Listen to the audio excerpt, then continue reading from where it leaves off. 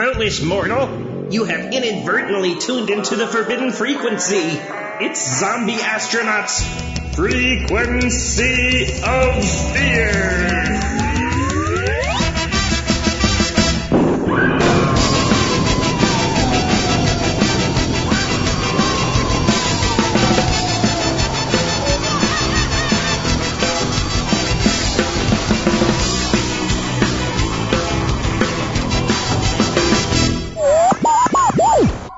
Welcome, fellow astronauts, to the Zombie Astronaut's Frequency of Fear. I'm your host, the Zombie Astronaut. This podcast is a near 2.5 hour Super Duper Vampire Spectacular. First, we have Christopher Lee and the Hammer version of Dracula. Then, after Taliesin's top 3, it's Peter Cushing with Legend of the Seven Golden Vampires. Listen now to Christopher Lee's Dracula.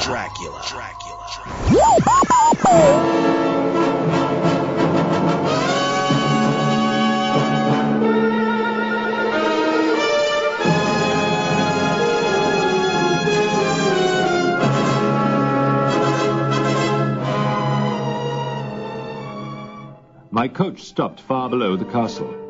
The moon had started to disappear behind one tower, and even in silhouette, the infamous fortress looked evil. The horses were jittery in their traces and whinnied their displeasure at the unscheduled stop. It wasn't until the nearby wolves howled that I remembered the tales the peasants had told me about Castle Dracula. It was on May the 3rd when I left Munich.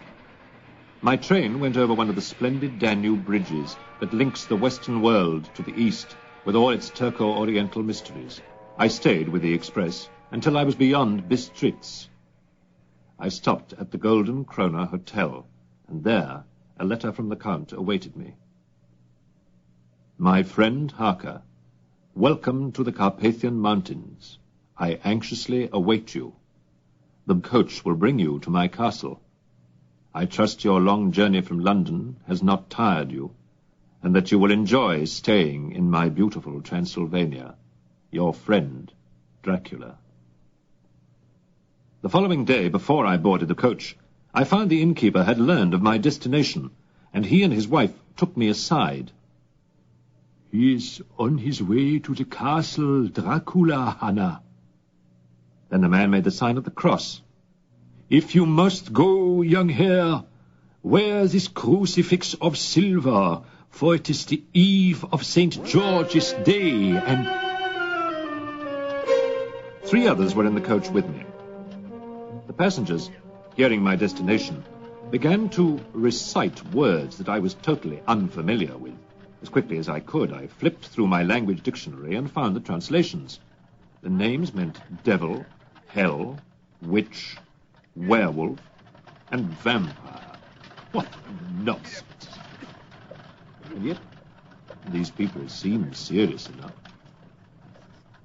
On May the 5th, our carriage stopped in the shadow of the castle. On the side road sat Dracula's coach. The driver, his face covered with a dust mask, addressed me from the darkness. Herr Harker, I am to drive you up the mountain. My master awaits you there. The driver of the coach, seeing that I was being met on the deserted road, drove off with whip flailing as if the devil were after him. As I climbed into the Count's carriage, I thought about the passengers' stories which often mention the undead, creatures dying but coming back to life.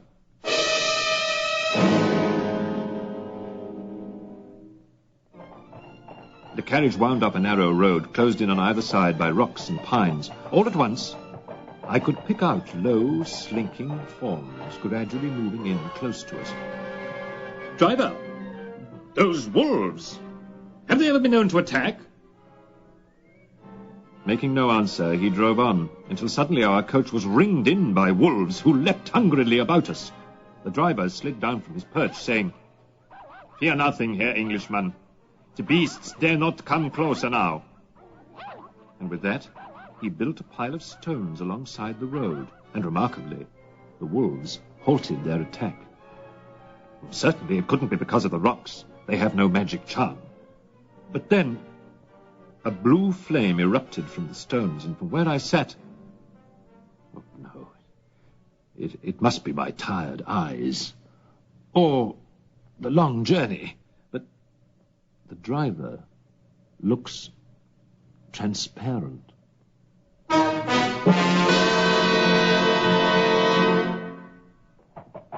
To my great relief and puzzled surprise, the wolf pack scattered, their tails between their legs, as if... See, Herr Harker, the beasts no longer molest us. This time I was silent. The driver's mysterious words and actions. Surely the Count will satisfy my curiosity with some rational explanation.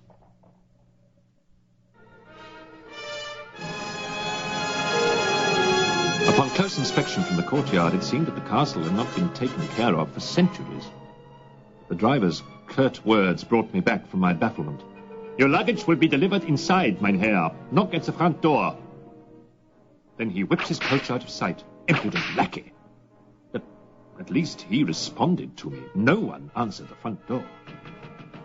My pounding fist caused the unlatched door to swing open creakingly. Bats flitted out. I was too amazed to be frightened for the moment. What a strange and sinister dwelling. What manner of man is my host? I found my answer almost immediately. In the dim, somber glow of candlelight, I caught my breath as I first glimpsed the castle's master and heard his softly familiar voice. I am Count Dracula. Welcome to my home, Herr Harker. I trust you had a safe journey. The winter has been harsh, and the wolves can be unpleasant. Please come in. My castle is yours. Dinner is waiting for you. Follow me. And with that, he held his candle high enough for me to see the hallway as he led me to the dining room. If the elements had been harsh to the rock and the mortar on the outside of the castle, then the dampness and neglect had just as greatly mutilated the interior. Cobwebs, boasting families of spiders, draped every arch and gargoyle. In the dining room, I fell to hungrily. The food was good, but I noticed a strange thing. Count Dracula, you're not dining. I have already dined. After the meal, we went into the study, which was indeed another study in negligence. To business. I handed him the papers from Peter Hawkins, my London colleague. As he reached out and took them from me, I noticed his hands for the first time.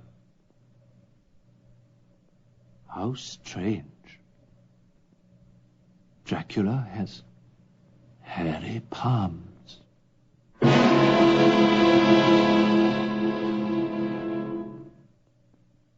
Scanning the papers quickly, he seemed quite pleased.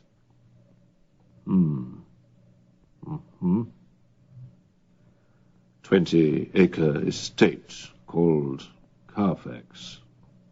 Secluded, high stone wall, outskirts of London. Excellent, Harker. Excellent. Just what I wanted. With that, he carefully put the papers away and turned the conversation to other things.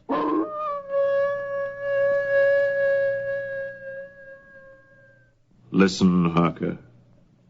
The children of the night.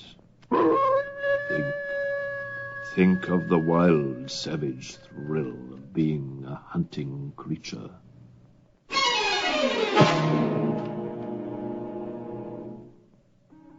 As he later led me upstairs, I couldn't help but think what a strange thing to say. He seemed anxious to get me settled for the night and hurried me along. But it is late. Your bedroom is this way. Sleep as late as you wish, Harker. Amuse yourself during the day tomorrow. I cannot see you until evening. Though I never was a man vain enough to keep a diary, I did feel that the extraordinary occurrences of my trip warranted at least a journal. So, for the first time in my life, I kept track of the day-by-day happenings.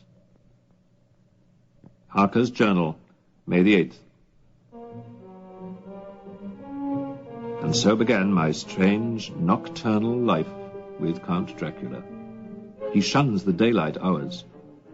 We spend long nights together, completing the business arrangements for the purchasing of the Carfax estate. I suppose he's not a bad chap, really. Why does he seem to shun the daylight? Why does he never eat? Why are there no servants in this castle? And why are there no mirrors in the whole place? Fortunately, I brought my own shaving glass. May the 10th. This evening, while I was shaving, Dracula came into my room. Good evening, my English friend. Not having heard the Count enter my room, but hearing his voice behind me and feeling his hand on my shoulder, I looked up, expecting to see his reflection. Why is there no image of Dracula in my mirror? Abruptly, in blazing anger, Dracula tore my mirror from its hook and dashed it into thousands of silver splinters. A mirror! They aren't allowed in my castle. The intensity of his anger startled me until I saw that he had regained control of his temper. That is, until he saw a cut I had made shaving. You cut yourself, Harker. Blood on your throat. The pupils of his eyes dilated. He gripped me by the shoulder, his nails dug into my flesh. As I twisted away, my shirt pulled loose and revealed the silver crucifix the old peasant lady had given me. The Count clawed his temple in pain and reared back from the cross. The cursed cross! He gasped. I pulled the crucifix free from my shirt and held it before me, and Dracula retreated, finally darting out of the door of my room. No mirror image, craving of human blood, fearful of the crucifix. In my mind, I could picture the little old woman who had given me the silver cross. Beware, young hare, of the vampire.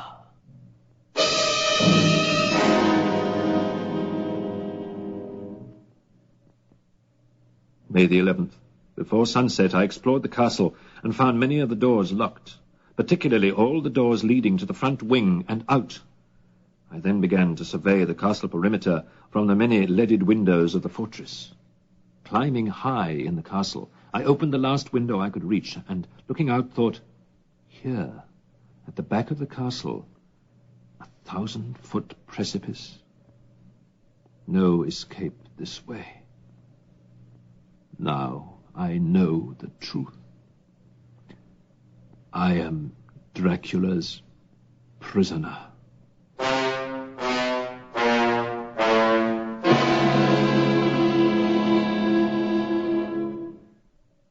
The next evening, hiding my fears, I queried Count Dracula about his ancestry out of morbid curiosity.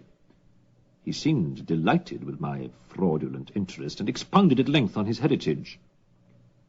My people built an empire lasting many centuries. The Turks battered at our borders. How well I remember those fierce battles. The blood of many Dracula kinsmen spilling into the soil. Good Lord, he speaks as if he were there in person. It was then that I looked carefully at the portrait he continually referred to. The painted eyes first attracted my interest. Can this be his own portrait? What manner of man can still be alive today, 600 years later?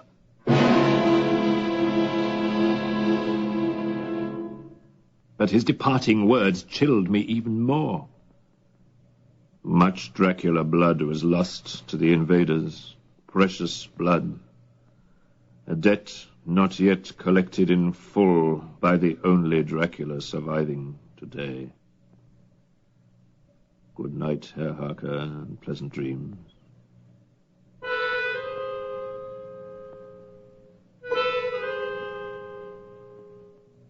Later, too restless for sleep, I gazed down into the courtyard near my bedchamber, when suddenly I saw what had to be a crawling figure. It's Dracula leaving his quarters. He's going down that vertical wall like a huge lizard. I realized my opportunity. With him away, now is my chance to use this poker to pry open the door leading to his wing of the castle. Perhaps there is a way to the outside world in there. I went through many doors, that I came finally to an immovable barrier. Trapped. In my prison of nameless horrors, I wandered back through many ancient, undisturbed rooms. I've lost my way. I'm weary. Let me rest. Dozing, I awoke with a start to find 3 women standing over me. The room smelled sharply of mold, and a pale green mist whirlpooled into the corners of the room. The fairest of the 3 spoke. "Ah, he is young and strong. We will take turns." She came toward me, long blonde hair falling over her bare shoulders, which were more ashen-colored than white. "Is she going to kiss me?" She bent down and cradled my head in her hands. Her lips parted, and I noticed her teeth. Her canine teeth were long and pointed. "Why is she moving down toward my neck?" Ah! Oh! Her fangs raked across my throat, leaving a chain of tiny wounds. Then, quite suddenly, she was torn away. The horrible deed was interrupted by the return of Dracula. "Back, wench! How dare you touch him? He is mine, you know. Mine." At that time, I could only guess what terrifying thing he meant. The 3 hideous females faded ghost-like into the night. Then Dracula commanded me from his room. "As for you, English fool, do not again invade my quarters, or you will meet your own madness."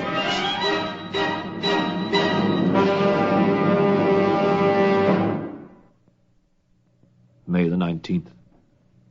Bewildering, hopeless days passed. Then one evening, I saw Dracula's cunning plan. He sat me at a desk, and he made me take pen in hand. "Write to Peter Hawkins in London 3 letters, dated a week apart. First, that you are leaving Castle Dracula. Second, you are on the train to Budapest. Third, you are booking passage on a French ship to England." I suppose I looked up startled, for then he said, "But of course, my dear Harker, you will be my guest another month or more."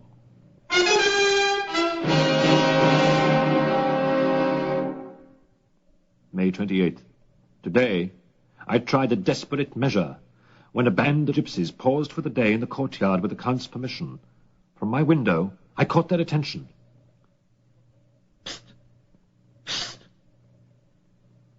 "Deliver this note to the authorities, and the gold sovereign is yours."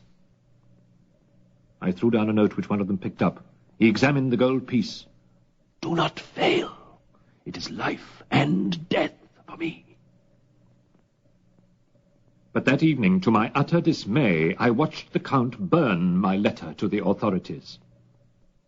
"Zgani turned over this note to me, Harker. It is a vile thing.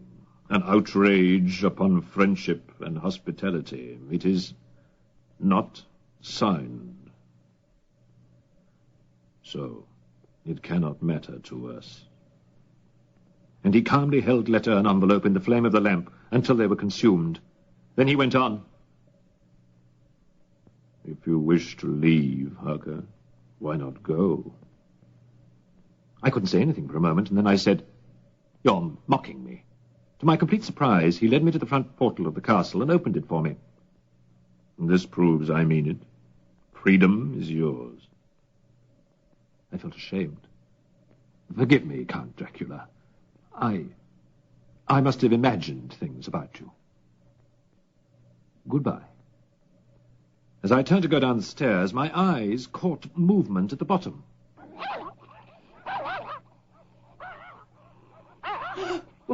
"Wolves! Shut the door! Shut the door!" "I'll wait until the morning." "Has something changed your mind?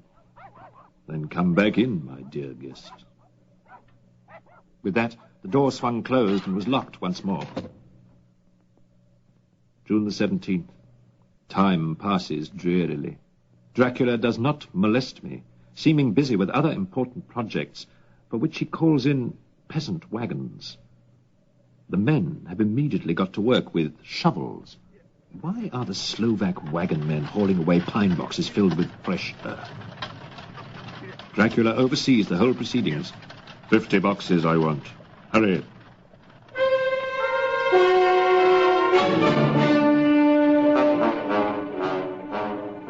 June the 20th. Tonight, I again saw the 3 ghost women materialize in the moonlit courtyard. There, Dracula tossed them something too revolting to relate. This time, the women were weak and emaciated from hunger. We starve, master. Dracula handed them a sack. Feast well. With a beating heart, I tried the door, but I was locked in my prison. I could do nothing. Over and over the thought kept occurring to me. Did a child's whimpering come from that sack? Shortly, a pitiful, ragged figure was banging at the front door. Monster! Monster, give me back my child! My child! And I saw Dracula in his window, gesturing silently out over the fields, and then he spoke in a harsh, metallic whisper that I couldn't quite hear.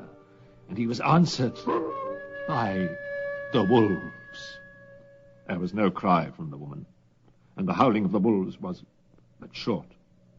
Before long, they streamed away, licking their lips. I know what became of her child. She is better dead.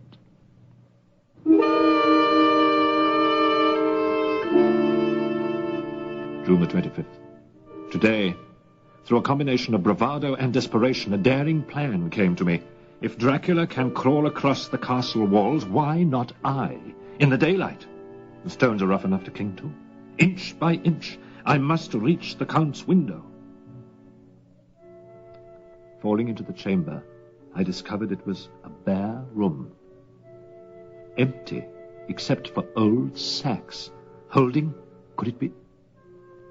Yes, gold coins. Of Turkey, Romania, Hungary, and from ancient days, proving Dracula did exist 6 centuries ago. But my greatest find was a door leading out to the open air, yet not to freedom, for it was a grotto enclosed by walls. Can that be a chapel ahead? Quickly, I moved to it, and following tracks in the dust, I found a passageway leading to the burial chambers under the small church. Inside one of the vaults, I discovered 50 coffins. Again, I recalled the warnings I had received. The tales of the peasants. This will prove once and for all if I am in truth in the hands of her. In the dim light, I could see one coffin was more elaborate than the other plain pine boxes. I removed the lid. There lay the Count, but looking as if his youth had been half renewed, for the white hair and moustache were changed to dark iron grey. The cheeks were fuller, and the white skin seemed ruby red underneath. The mouth was redder than ever, for on the lips were gouts of fresh blood, which trickled from the corners of the mouth and ran over the chin and the neck. Even the deep, burning eyes seemed set amongst swollen flesh, for the lids and the pouches underneath were bloated. It seemed as if the whole awful creature were simply gorged with blood. He lay like a filthy leech, exhausted with his repletion. I shuddered as I bent over to touch him, and every sense in me revolted at the contact, but I had to search, or I was lost.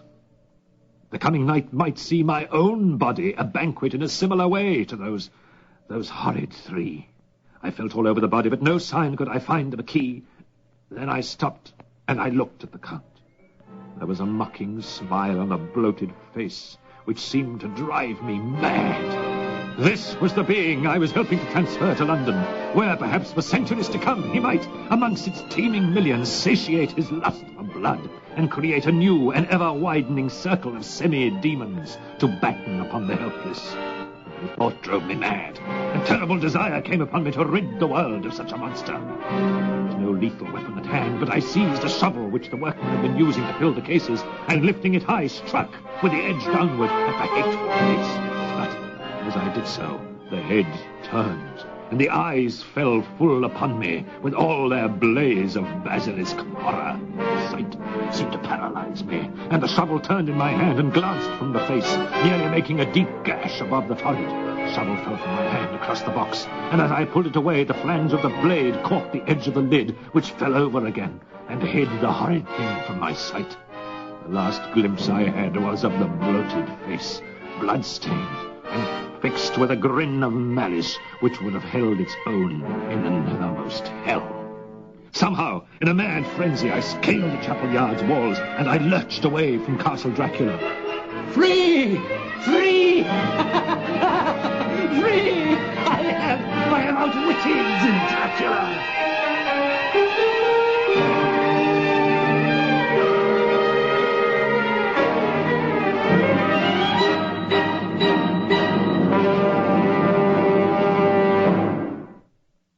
I remember nothing more until I awoke in a Budapest sanatorium.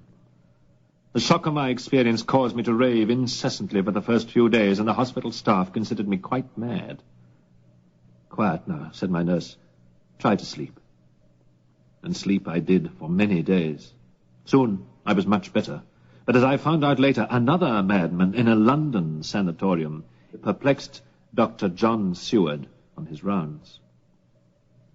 Renfield, why do you capture and eat flies? Common, ordinary, useless flies. Oh, no, not useless, Doctor. Oh, no.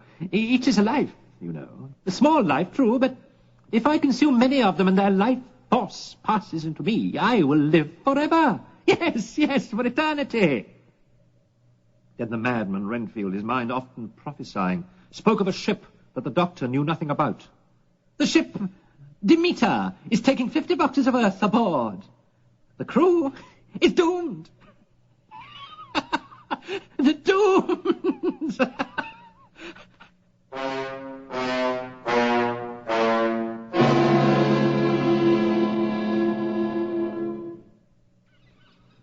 July the 6th. The Demeter finished loading its cargo at a Black Sea port.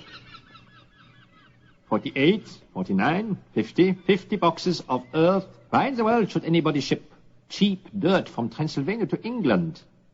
Strange.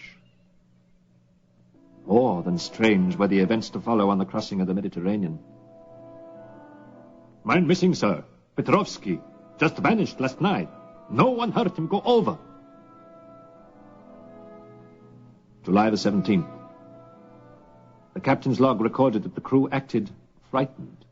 And one night in a gale, a man making his rounds heard the forward watch say, That tall, thin figure with the gleaming red eyes, who in heaven's name is it? July the 24th.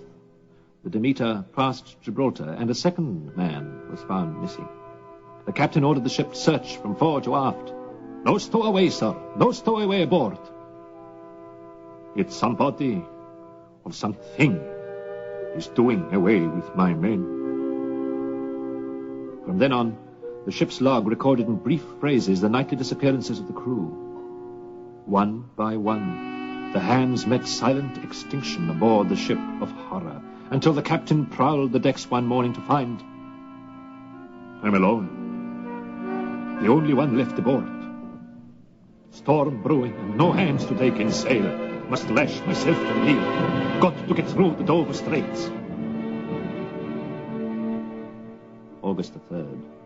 Miraculously, the schooner survived the lashing storm. As if by some magical power, the unmanned derelict sailed to the English shore and grounded herself, and was found by a Coast Guard cutter after dark. Ahoy! Ahoy there! answer? Why don't you answer? The cutter moved incautiously toward the beached Demeter. In the searchlight's glare, a huge, hairy form leapt into the surf. Look, sir, that huge dog has run under the beach. More like a wolf, I'd say, sir. They found the captain still aboard, but dead. Odd, those 2 marks on his throat, like tiny punctures. Aye, and he's the only soul of all, sir.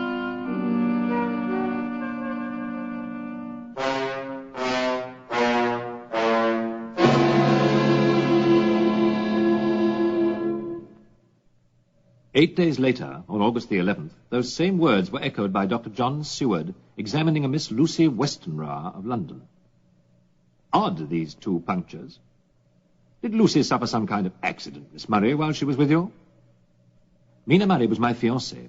She had come to spend a week with her good friend Lucy, helping her to get ready for her coming marriage to Arthur Homewood. She was a trifle flustered at the doctor's remark, and showed him Lucy's brooch, which had a long, sharp pin. How clumsy of me, Dr. Seward. I must have accidentally jabbed her. You see, continued Mina, when I found Lucy sleepwalking last night, I must have jabbed her accidentally. Don't you worry, my dear, the doctor reassured her. Just feed Lucy rich foods and her touch of anemia will go away. Lucy, her skin as pale and translucent as onion-skin paper, looked up slowly and responded for the first time. Anemia? Thin blood? Is that why I feel so feeble? The next night, Lucy walked again in her sleep. Mina found her in the garden. Under the full moon, tiptoeing along the walk, my fiancée was startled to see a tall, shadowy form with a cape that reminded her of folded back wings, bending over Lucy as if kissing her. The figure melted away into the shadows as its senses warned of her approach. Mina ran forward and tried to help the further weakened and horrified Lucy to her feet. Mina's thoughts ran a jumbled course. She's unconscious. Her breathing is forced. What could have happened? I was still in the Budapest sanatorium, recovering after my escape from Castle Dracula. My disappearance concerned Mina and caused her to relate her anxieties to Lucy. Oh, I wish my Jonathan were here to help us. Why hasn't he written to me? He should be back from his business trip by now. I'm worried about him, Lucy. While Lucy slept on her bed, Mina restlessly dozed on a nearby couch. A flapping sound instantly brought her from her light sleep. What is that noise? It's at the French windows. Some big bird is trying to batter its way in. But forcing her eyes to look toward the annoying sound, she covered her mouth with her hand, for what she saw was a giant black bat. But it can't break through the heavy glass. And then, as it disappeared, her thoughts turned to her friend. Thank heaven it didn't wake poor Lucy. The next night, at Dr. Seward's sanatorium, Renfield, the fly-eater, leapt through a glass window. Renfield escaped! And Renfield, hearkening to a call transmitted many miles from London, wailed in the darkness, I hear, Master! I'm coming, Master! Following commandment only his ears could hear, Renfield intercepted his master near King's Cross, where the ill-fated Demeter's cargo was being duly delivered. Renfield knelt at the crossroads as 3 wagons passed, loaded with the 50 coffins of dirt. They turned at a signpost reading Carfax. Yes, Master, I understand. I will not follow, but I will go back quietly until my time.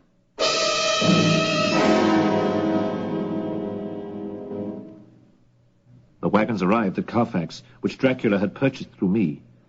The old mansion would suit the Count ideally.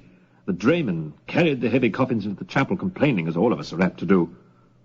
Oh, we've got to put them all in the old church. Hoist away. Oh, it's plenty heavy. Oh, well, none of our business why the new owner imported dirt. 2 days later, my fiancée received news about me. The note read as follows. Dear Miss Wilhelmina Murray, Mr. Jonathan Harker has been our patient for 6 weeks. He has been the victim of a violent brain fever and is at present unable to write to you himself. But he is improving rapidly and expresses the wish to see you soon. Sincerely yours, Sister Agatha, Blessed Sacrament Hospital, Budapest, Hungary. Forgetting Lucy for the time, Mina worried about me. Oh, my poor dear. I'll take the next train in the fastest ship. On the Orient Express, Mina looked over the hospital report the sister had included in the letter. Her anxiety for me was augmented by the fact that the hospital report said that I raved about demons, wolves, vampires, and blood. My poor darling. And with traditional English fortitude declared to herself, I'll nurse him back to health as his wife. She rushed into my hospital room in Budapest on August the 24th. At that time, I was suffering from the common convalescent malady of self-pity. Oh, but Mina, my mind, I may never be fully cured. Your husband would be but a wreck of a man. But Mina was determined. Nonsense, my dear. Here comes the English minister. I arranged for our wedding here and now. Dear Mina proved worthy of her own esteem, and even put up with my occasional prophecies of doom. My dear wife... Oh, my dear, dear one, will misery be yours instead of happiness? My dearest, I want you to take this journal of mine and seal it, so that you will never know what I have seen. It's all so vague, even in my own mind. On the next to the last day in August, another marriage was arranged, that of Mina's friend, Lucy. Miss Westenra, having finished an encouraging examination, rhapsodized. Arthur and I have set the date for September the 28th. Oh, I will be well enough, won't I, Dr. Seward? And Seward, unable to shatter her optimism, answered, I trust so, my child. I trust so. But Dr. Seward was worried enough over Lucy's condition to write to a blood specialist in Holland. Sitting in his study, he composed a letter. I'll ask Van Helsing to take the next boat across. Perhaps he can diagnose Miss Westenra's persistent anemia. The enticing letter relayed the facts to the prominent physician, and Seward was at the pier when his colleague, Professor Abraham Van Helsing, arrived. Van Helsing, his eyes betraying his excitement at the new challenge, bid them hurry. Most interesting, Mynheer Seward. Let us at once your patient go see. Oh, and excuse me, you see, my English still not too fluent is. After the examination, Van Helsing pulled Seward aside. The Dutchman was annoyingly vague. Lucy has lost much blood, yes, but it is not anemia. At least, not in the way medical science catalogues it. Lucy has lost blood in another way.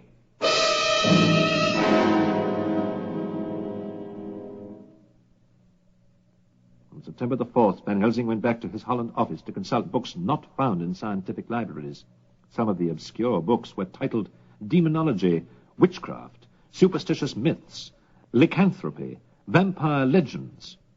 Van Helsing knew that only among these lay Lucy's salvation, if he was in time. He returned to London on September the 7th and re-examined Lucy, who was now failing at an alarming rate. Lucy repeated her terror. Yes, Dr. Van Helsing, this nightmare of being visited by someone, a tall man in black, occurs almost nightly. What? Said Van Helsing. Call her fiancé Arthur. No time there is to lose. No time.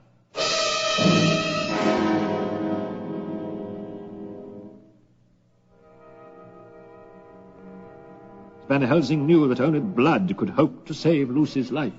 Lucy sleeps, but her condition is critical. You must guard her each night, Dr. Seward. You must make sure that no one and nothing disturbs her. I myself must procure a certain herb. But weary from the vigil, Dr. Seward fell sound asleep his second night of standing watch over Lucy, while he slept on the sofa. Lucy arose like a sleepwalker and opened the French windows. She let in the black bat with the hypnotic eyes. In the morning, when Van Helsing arrived, he found Lucy sprawled on the carpet. Dr. Seward stammered, But what happened while I slept? Van Helsing recognized the symptoms at once. The worst! 2 red marks on her throat. She has lost more blood, which must be replaced now. Feeling guilty for his lack of vigilance, Dr. Seward insisted on being the blood donor that time. As the blood flowed from Seward's arm to Lucy's, colour returned to her death-white face, and Van Helsing assured him, She will revive, Seward. She will revive. Before leaving, Van Helsing distributed the herb he had brought. He placed the garlic flower on the windowsills, while Seward watched puzzled. My dear fellow, a herb should be administered to the patient, not scattered around her room. Yeah, in ordinary medical cases you are right, but... Lucy's mother came to visit her sick daughter, relieving the two doctors of the burden. She thoughtfully reassured them, "Gentlemen, you have other duties. I will watch over my poor girl day and night." But as it chanced, when Mrs. Westenra noticed the strong odor of the plants all around Lucy's room, and the garland around her daughter's neck, her sense of upper-class dignity was offended. Garlic house, trifling. Perhaps the doctors wanted to disinfect the air, but too much of the heavy odor will be bad for Lucy. At the next visit, Van Helsing found Lucy once again looking worse. Mrs. Westenra saw him staring at the open doors and the missing garlands. "Yes, I threw those horrid plants out, and I left the French windows open all night to let in some fresh air." You let in more than fresh air, madam. Seward, it is now my turn. Hurry. This time Van Helsing was the donor. Take more blood from me, Seward. More. Otherwise, Lucy will never come out of her coma. From then on, Van Helsing took no chances and guarded Lucy for 4 nights himself. The room was once more festooned with fresh wolfsbane. On the 4th night, Van Helsing was rewarded by seeing the big black bat swoop angrily away from a sprig of the wolfsbane that hung at the French doors. Not tonight, my lustful friend. Wolfsbane fumes drive you back, huh? Away, you foul thing, away.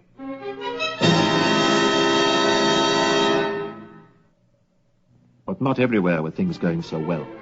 At the sanatorium, Dr. Seward was attacked by his mad patient. Renfield leapt out of the shadows of Seward's office, wielding a knife. As Seward threw up his arm in reflexive defense, the blade gashed his wrist, and blood rhythmically gushed out of the big artery that had been severed.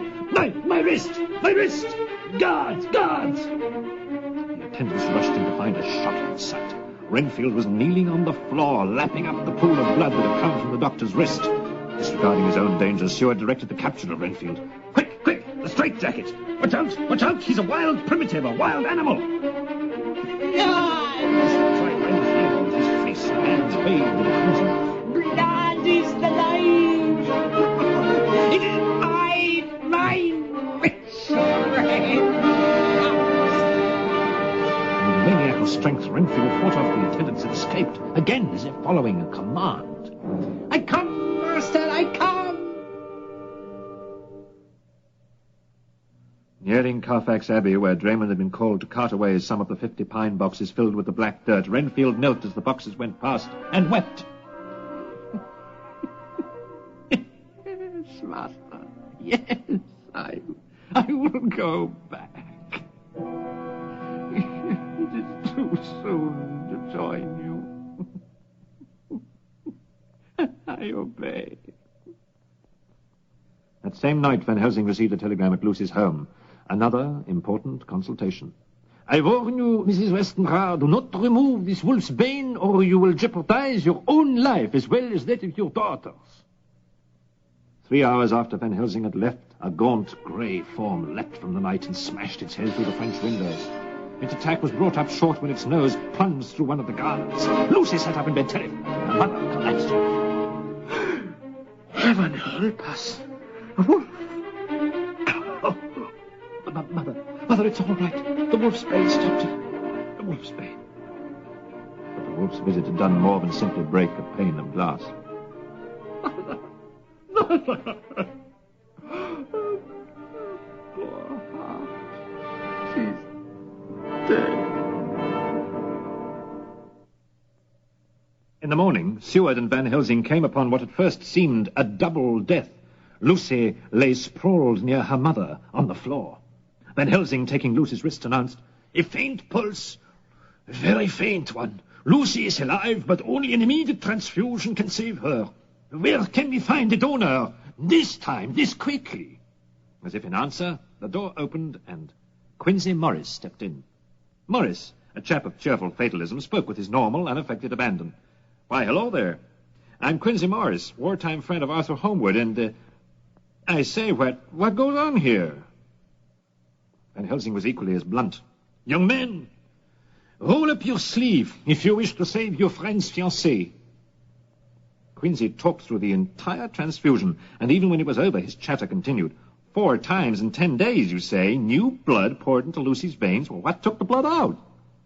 Van Helsing clapped his hands joyfully. Ha, ha, ha! A sharp young man who to the point comes.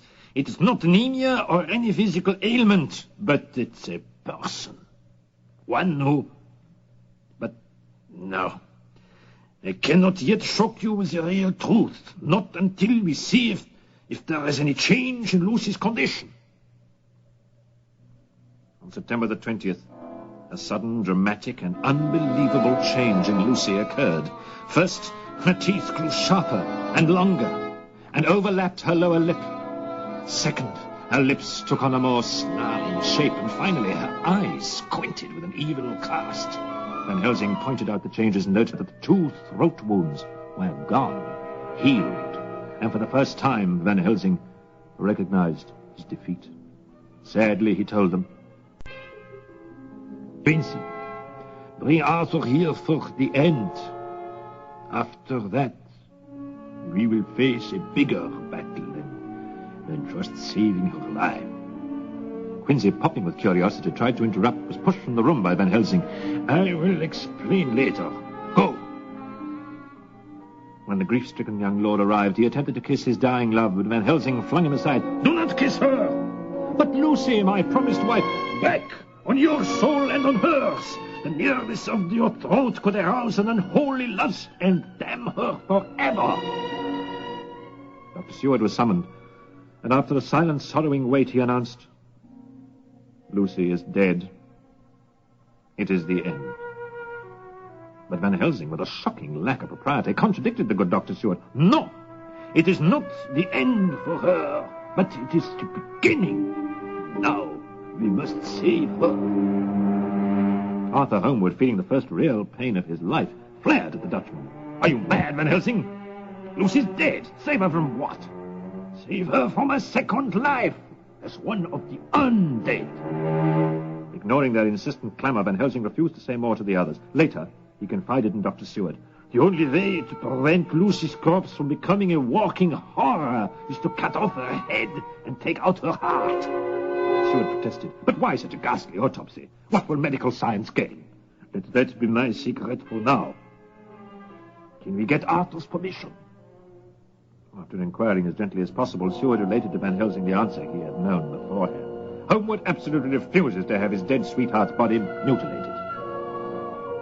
Then poor Lucy will never rest in her grave quietly. Mark my words.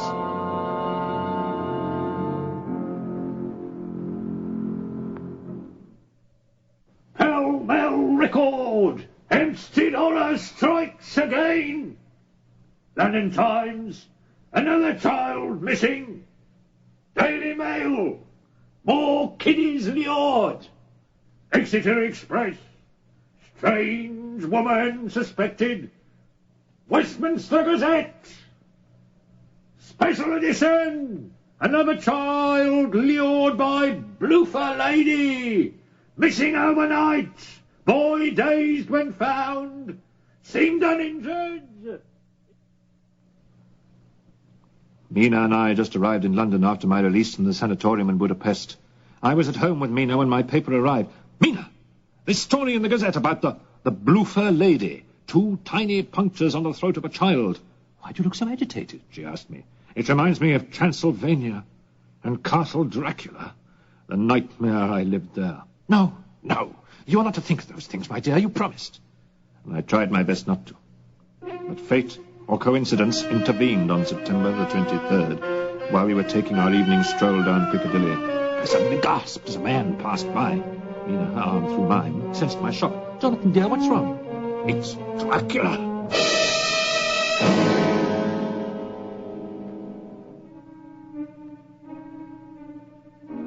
Mina pulled me all the way home while I kept muttering, I believe it was the Count, Mina. I believe it was Count Dracula. That scar. That terrible scar. But so young. So young. Oh, Lord, if I only knew. If I only knew. Mina received a letter the next morning. My dear Mrs. Mina Harker, I have been empowered to go through the papers left by Miss Lucy Westenra. Among your notes to her is mention of your husband's terrifying experiences in Castle Dracula. May I call on you and find out more? Most sincerely, Abraham Van Helsing. When Van Helsing called, I found I was not much help in answering his questions. No, I really can't remember what Count Dracula said. Please.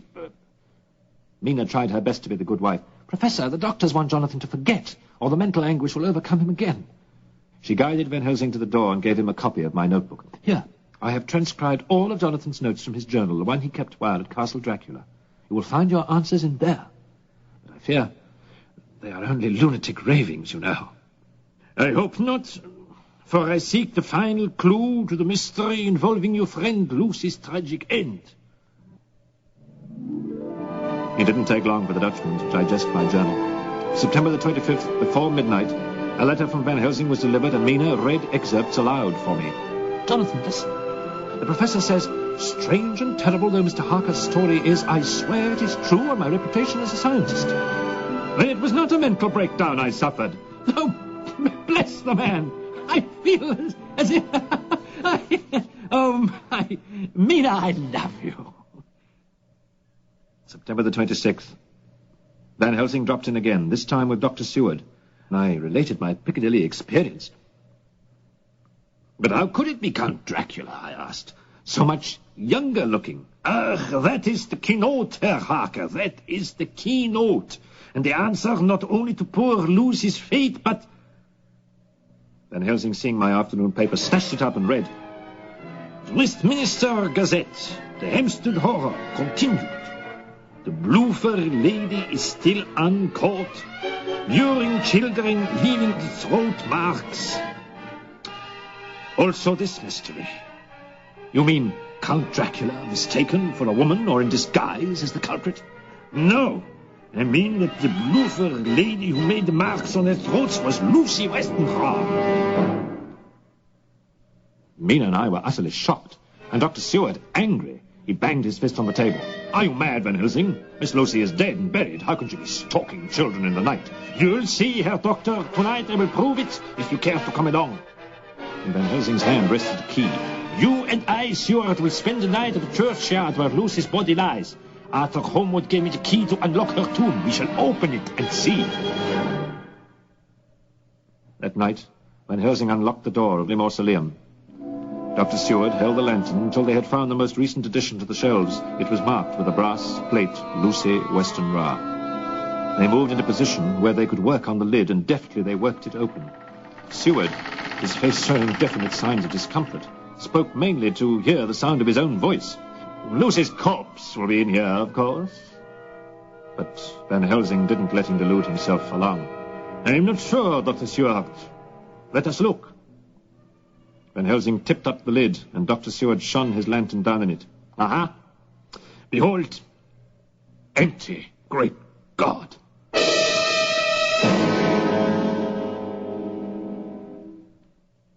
While Seward recovered, the professor closed the lid in a bored, I told you so manner.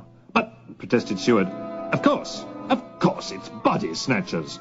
They sell corpses to the medical schools, as you and I both very well know. They took Lucy's remains. That must be the answer. But it's not, Herr Doctor. We will obtain the real evidence when she returns. In the bat-inhabited church belonging to the cemetery, the clock tolled midnight, then 1 and 2. The two men shivered in the night chill, but snapped direct when Van Helsing pointed to a smoky form moving through the trees. Seward, there, that white figure gliding towards the crypt. Good heavens, is it carrying a child?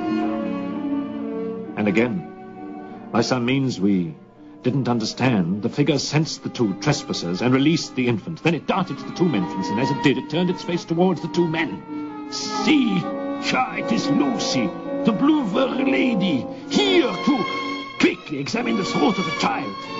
Racing to the youngster, the doctors immediately scrutinized her throat. No marks, thank heaven. We were in time. Yes, we were in time to interrupt Lucy's repast.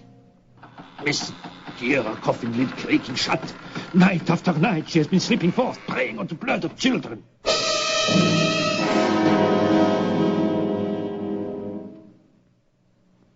On September the 27th, Seward and Van Helsing pretended to be part of a funeral party at the church.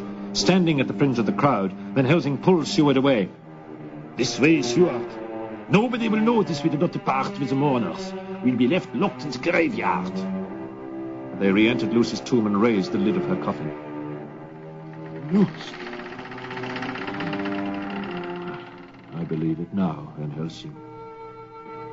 But just what evil thing has she become? A vampire.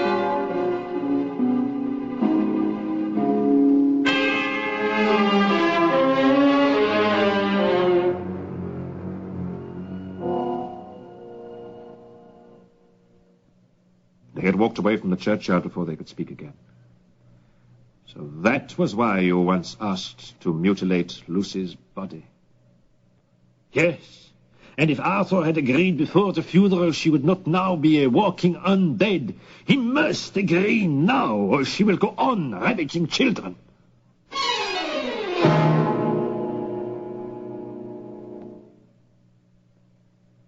On September the 28th, the grim and solemn meeting was called between Professor Van Helsing, Dr. Seward, Arthur Homewood, and Quincy Morris.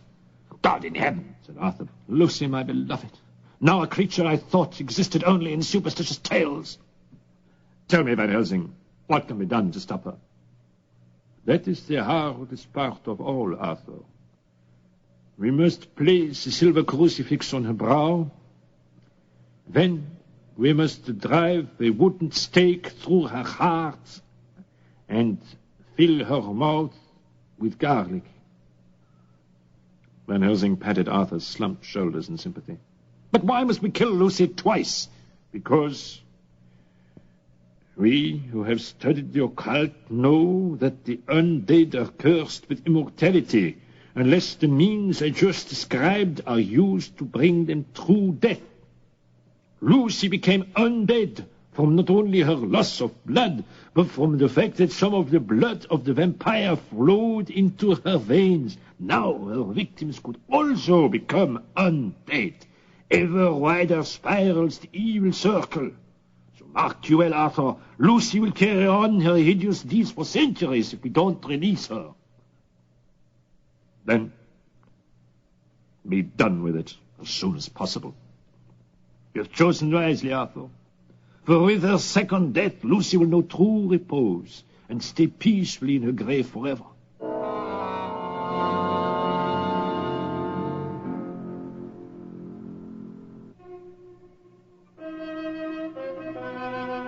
At midnight, 4 men climbed the wall of the churchyard. Entering the tomb, they clustered around Lucy's coffin as Van Helsing pried open the lid with a crowbar. It was empty, of course. Lucy was out foraging for children. She was a delicate woman, and children were all that she dared attack. The professor removed his equipment. It included a silver crucifix, a sharp wooden stake, a heavy hammer, a long knife, and a sprig of wolf's bane. We have time to prepare for her return. She will never leave this coffin again, I promise you. Time passed with excruciating slowness for the anxious executioners. Finally, Lucy returned. Here she comes, with another child. Then Lucy began her nightly ritual. Sitting on a flat tombstone, she sank her teeth into the child's throat. Arthur, unable to believe and unable to bear the spectacle, rushed forward. Stop, Lucy, stop! Her head jerked up, eyes alert. Her foam-specked lips exposed sharp fangs, and fresh warm blood dribbled down the corner of her mouth. Who dares interrupt me? My dear Lucy! Oh, Lord, what evil thing have you become? With lightning swiftness, her face changed, becoming the Lucy of innocence. Why, Arthur, my beloved, my betrothed husband. Lucy's formerly sweet voice once more flowed with honey. You have come to join your promised wife. She raised one hand to Arthur invitingly, while he stood with arms upraised before his face. Come, Arthur, leave the others, and come to me. Come.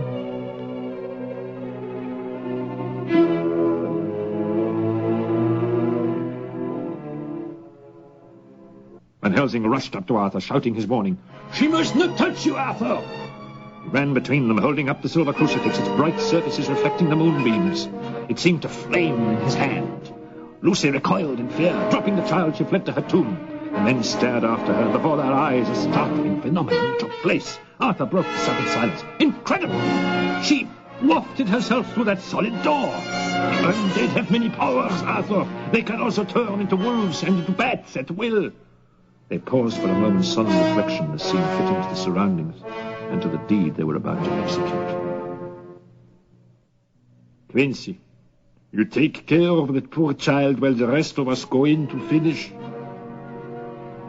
Following the preliminaries, Van Helsing picked up the stake and the hammer with distaste, but suddenly Arthur Holmwood seized them away. No, let me do it. Let me release my beloved Lucy from her horrible spell and give her eternal rest. You are brave, Arthur. So, now hold the stake in your left hand, place the point over her heart, and now, strike, Arthur, strike! Tortured young man slumped back and dropped the hammer from his hand. What have I done? What have I done? Come and see, Arthur. Come and see. Come and see, Arthur. Hesitantly, he peered down at Lucy, who had changed back to her former self, eyes now closed in peaceful death. That is the Lucy you knew, for she has now entered the true eternal sleep of the innocent. Thank God. Thank God. May her soul forever rest in peace. Van Helsing finished the ritual. Do not look, Arthur. Her head must be free of her body, and then her mouth must be stuffed with wolf's bane. The one who made her his undead victim can never repossess her body. Who is he? Who is the one who did this? Tell me, Van Helsing, I insist on knowing. Yes, and that is our next big task, to find the one who brought Lucy to this tragic fate. They closed the coffin and they gathered their tools. From Jonathan Harker's journal of his experiences in Transylvania, I know the name. It is Dracula.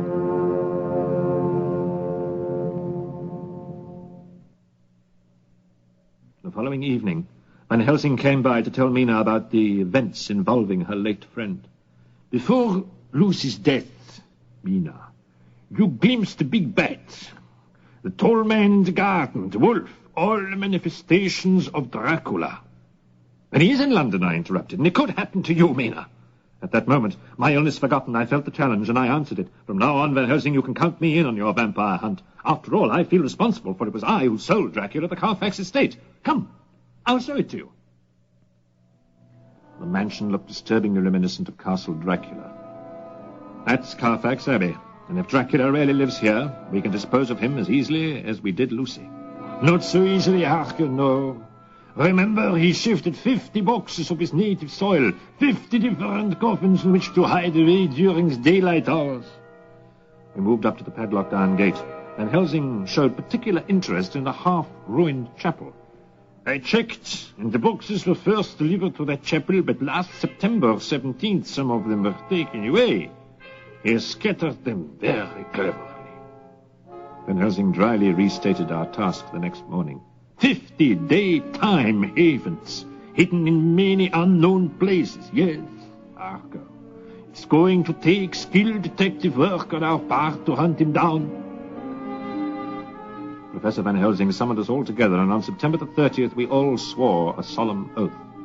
Miss Mina, Jonathan Harker, Arthur Quincy Morris, and Dr. Seward, do we all agree to devote our utmost endeavors to tracking down and destroying Dracula? We do, was the unanimous answer. Now, my friends, let me elaborate for you some of the terrible supernatural powers a vampire has. Dracula, from sunset to sunrise, has the strength of 20 men. To hide himself, he can command fog, storm, and thunder. He can change into a wolf, a bat, an owl, even a moth. Thousands of vicious rats answer his silent summons. He can vanish entirely, grow huge or very tiny. He throws no shadow and shows no mirror image. He can transform himself Of course, he also sees in the dark. And if he feasts on the quantity of human blood, he grows younger. As to how he became an undead vampire, I have traced him 600 years back to one who, it is said, made a pact with the Evil One in return for aid against the Turkish invaders of his land. He was killed in battle, but through the dark powers he arose, thirsting thereafter for blood. While we listened to Van Helsing, Quincy Morris slipped away. Racing outside, we found him just lowering a pistol. He told us offhandedly a big black bat was on the windowsill eavesdropping. Count Dracula himself. It's well you chased him away, Quincy, so he does not hear of my plans. Back inside, the professor displayed a drawing he had made. It was a map of the London area. 4 black X's were marked in. By inquiring amongst the delivery people, I found out his 50 boxes of earth are distributed in these 4 places. We must visit them one by one and destroy them. The Carfax boxes first. Stewart then spoke up. My sanatorium is near Carfax. Why not make it our headquarters? We spent the day gathering various equipment and weapons together. Pistols, machetes, flash lamps, house-breaking tools, wolf's bane, and silver crucifixes. At dawn tomorrow, we will visit Dracula's first lair, the Carfax Abbey. The next day was October the 3rd, and at 4 o'clock in the morning, a screaming wail was abruptly heard from Renfield's room. We all dashed in to find him lying on the floor in a spreading pond of blood. For once, it was his own. Renfield, cried Stewart, what happened? Who did this to you? Van Helsing answered for him. I can tell you, Dracula.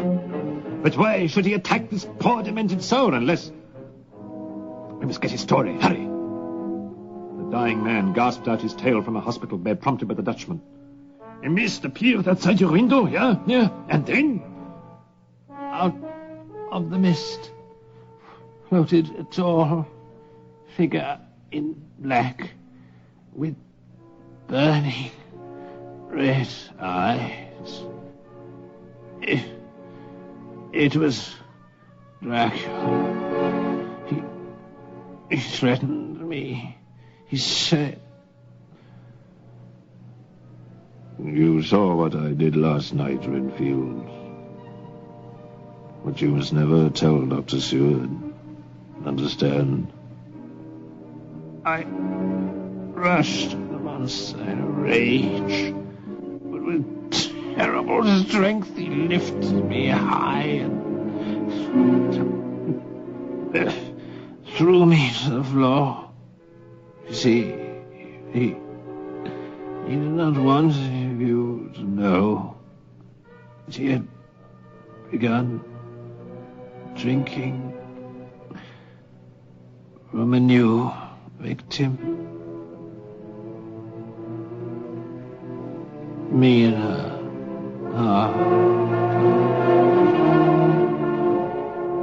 Nobody had noticed that I was not with them, and when they rushed to our room, they found me in a stupor, while Dracula was at Mina's throat. Van Helsing had led them into our room behind the protection of a crucifix. Fools, your league against me will never win. But Van Helsing drove him back. The crucifix can drive me away now, but the deed is already done. And with that, he dematerialized into a smoke that curled under the door and disappeared as his voice faded with it.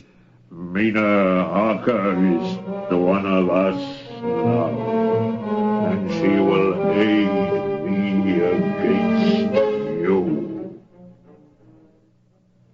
When poor Mina and I awoke from our mesmeric daze, we were told the terrible truth. My dear wife went to pieces, crying and pleading, "Oh, please kill me now, Jonathan, so I cannot turn against you. Please, please, my darling, if you love me."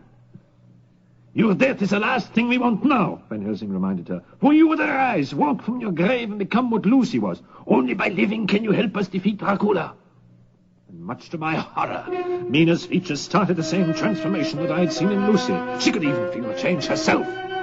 I can hear mental commands emanating from him now. Mental commands telling me to find out your plans for him. Yeah, but two can play at that game, my dear. I'll checkmate him in this grim game, for he has finally committed all his resources to the battle. All of them.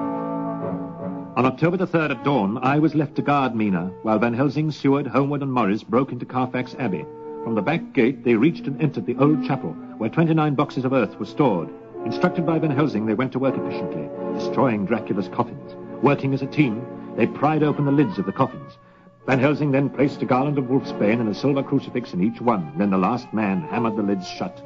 With the wolfsbane and the crucifix in each box, the vampire was barred from them forever. The last 9 boxes should be in front of us. But wait! There are 8, and no more. 8! Gentlemen, we robbed him of 49 boxes, but Dracula has 1 left. 1, but where? Stunned by this knowledge, we fell silent, until without warning the door flew open and Dracula flashed in with his black cape whipping from his shoulders. Fools! He reprimanded us. With the power to read Mina's mind now, I divined your plan and hastened here. You are the fool, said the professor, the first of us to find his voice. In the daytime you have no powers. By coming you will risk yourself. Attack him! I swung at him with a great cookery knife. Fiend for tainting my wife! Dracula avoided the blow like a cat. Ah! You are me not. He leapt out of a nearby window, leaving us with nothing but his fading words. Farewell. Find my last coffin if you can. Arthur was quick to realize that it was a drop of 30 feet to the courtyard below and ran to the window to see if he was injured. But Van Helsing wasn't as optimistic as Arthur was and reluctantly said, It's a vain hope, Arthur. He is not subject to mortal harm like we are. He is escaping to his last coffin and we must find it.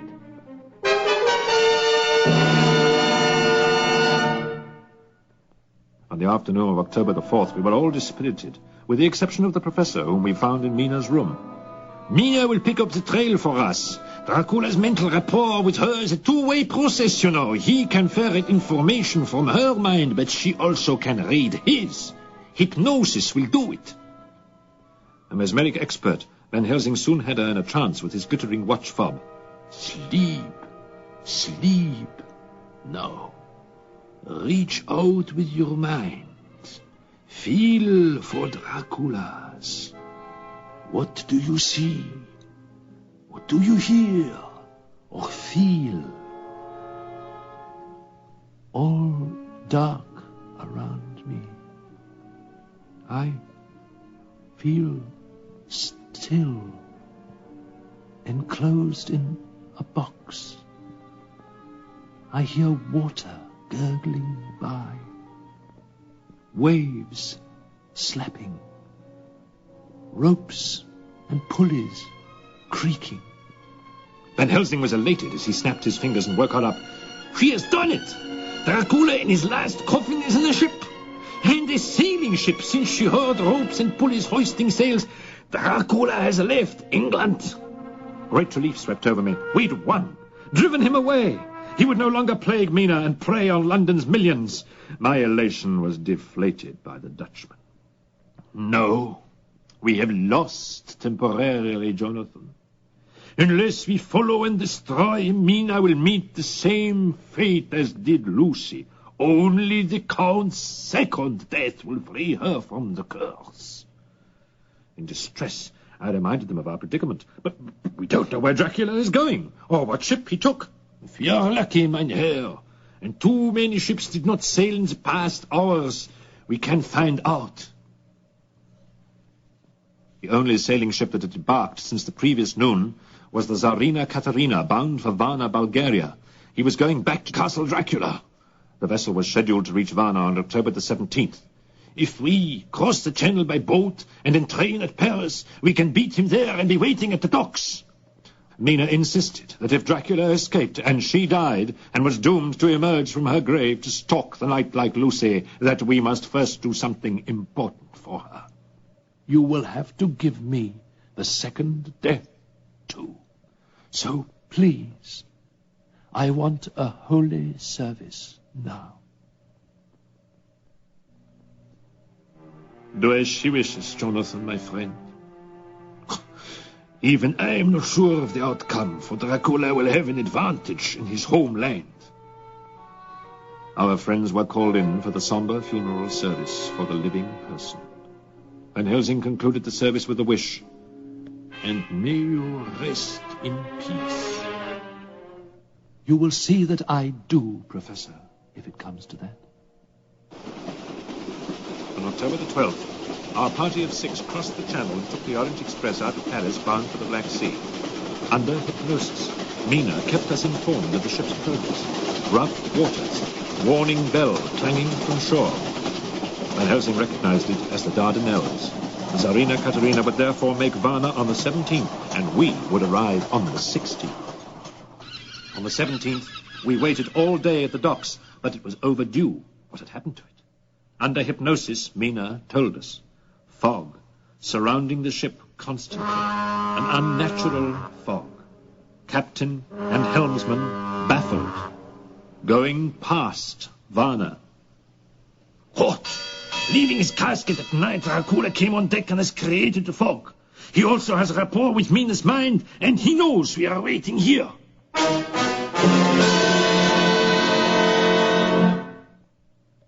Then he consulted a map of the Black Sea region and announced that the next big port was Galatz in Romania.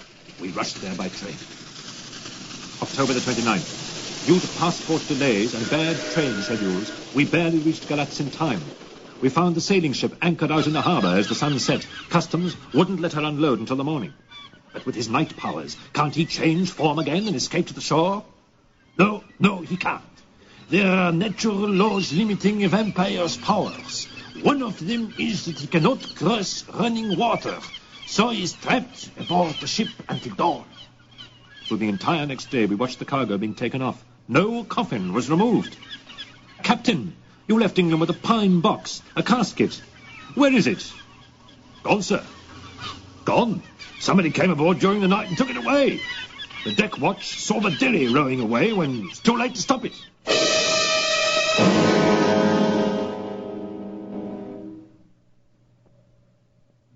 Van Helsing tried for a long time to make contact with Dracula through Mina, but he had cut off his communication with her for the time and left us with no clues. Van Helsing was worried.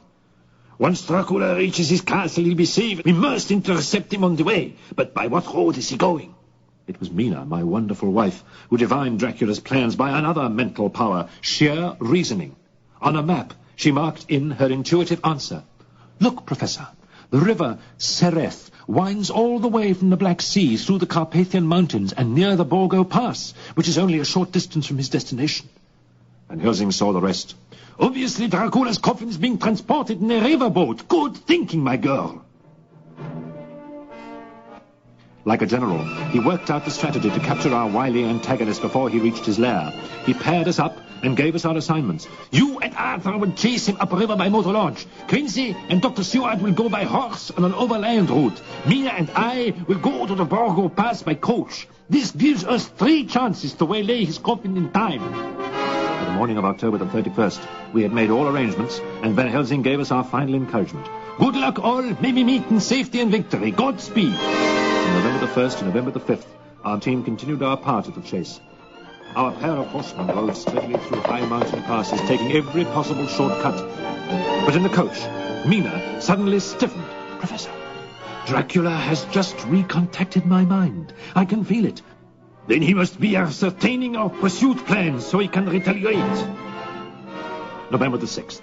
As Mina and Van Helsing stopped to eat, the 3 female vampires who had once almost victimized me played their siren role.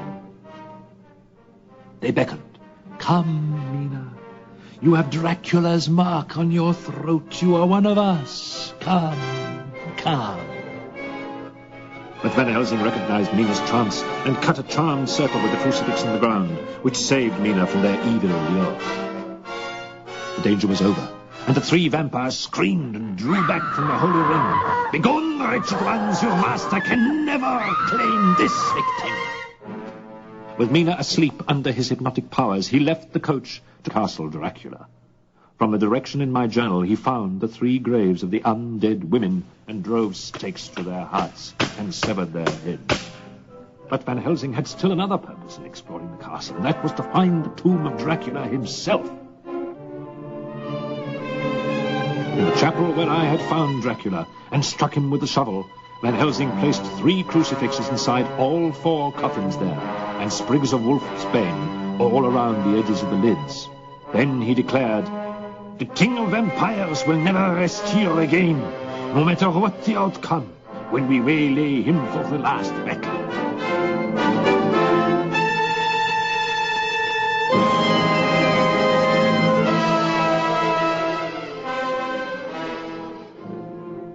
high perch at the Borgo Pass, Van Helsing and Mina observed all below. With binoculars, he pointed out for Mina. Dracula's motor launch landing at the foot of the castle road. Slovak peasants loaded the casket on a wagon and whipped the oxen relentlessly, for they wanted to reach the castle before sunset. With the coming of night, he would regain his awesome powers and would be able to defend our invasion of his lair. The launch transporting Arthur and myself arrived shortly thereafter, only to be met by the band of armed Slovaks. Arthur, a commando at heart, led our attack. Open fire with the rifles, Jonathan. The beggars have only got swords and knives. Fleeing, the peasants left their horses behind. We quickly mounted too, and again Arthur led off after the wagon and after Dracula's casket. Jonathan, we must overtake them while it is yet daylight. 1 hour before sunset, all was coming to a tense, dramatic climax. The Slovaks with the wagon strained to reach the castle. Our horsemen strove to overtake them. At stake were 6 lives, for with the darkness, the casket would open, and out would spring Dracula, ready to wreak his hideous vengeance. A dozen Slovaks guarded the wagon in a grim circle, swords drawn and ready. A pitched battle was 4 men against a dozen, rifles against swords. Quincy Morris took a deep gash from his thigh to his knee and was thrown off his horse. Van Helsing, with the cunning of a buccaneer, attacked from an unexpected quarter. The remaining Slovaks and Zgani fled. We'd won! But was it in time? We ran toward the wagon on which the casket lay. In another moment I knew it would be sunset. We will not have time to open the coffin. A great fury arose within me. This monster, who had nearly shattered my mind, who had placed his foul mark on my sweet wife. Nothing could have stopped me. I sprang on the wagon, and from somewhere great strength flowed into me. I heaved the coffin off the wagon as if it were a toy. Fiend from hell! I screamed. Striking the ground, the casket split open like rotten fruit, revealing Dracula's sleeping form.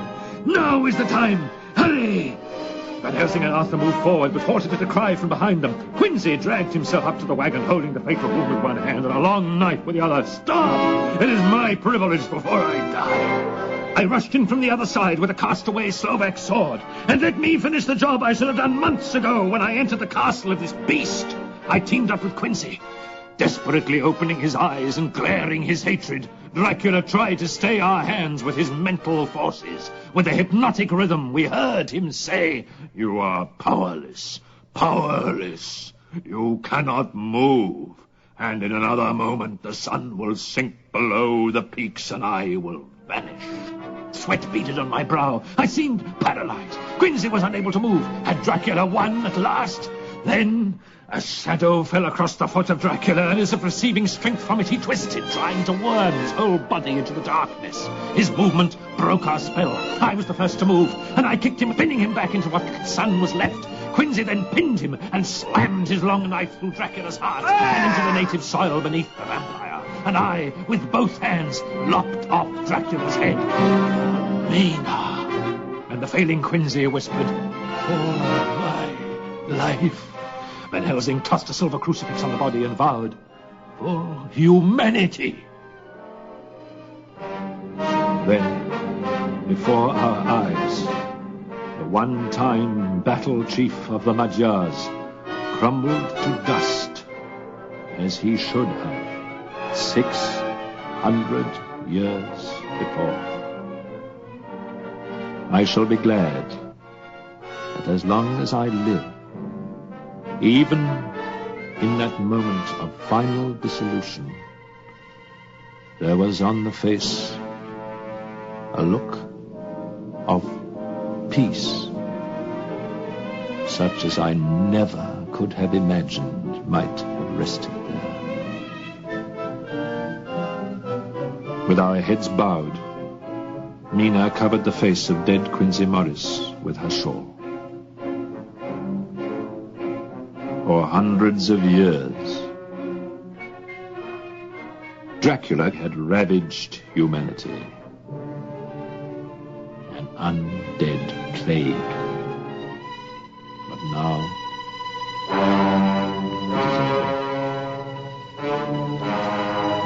Dracula is no more.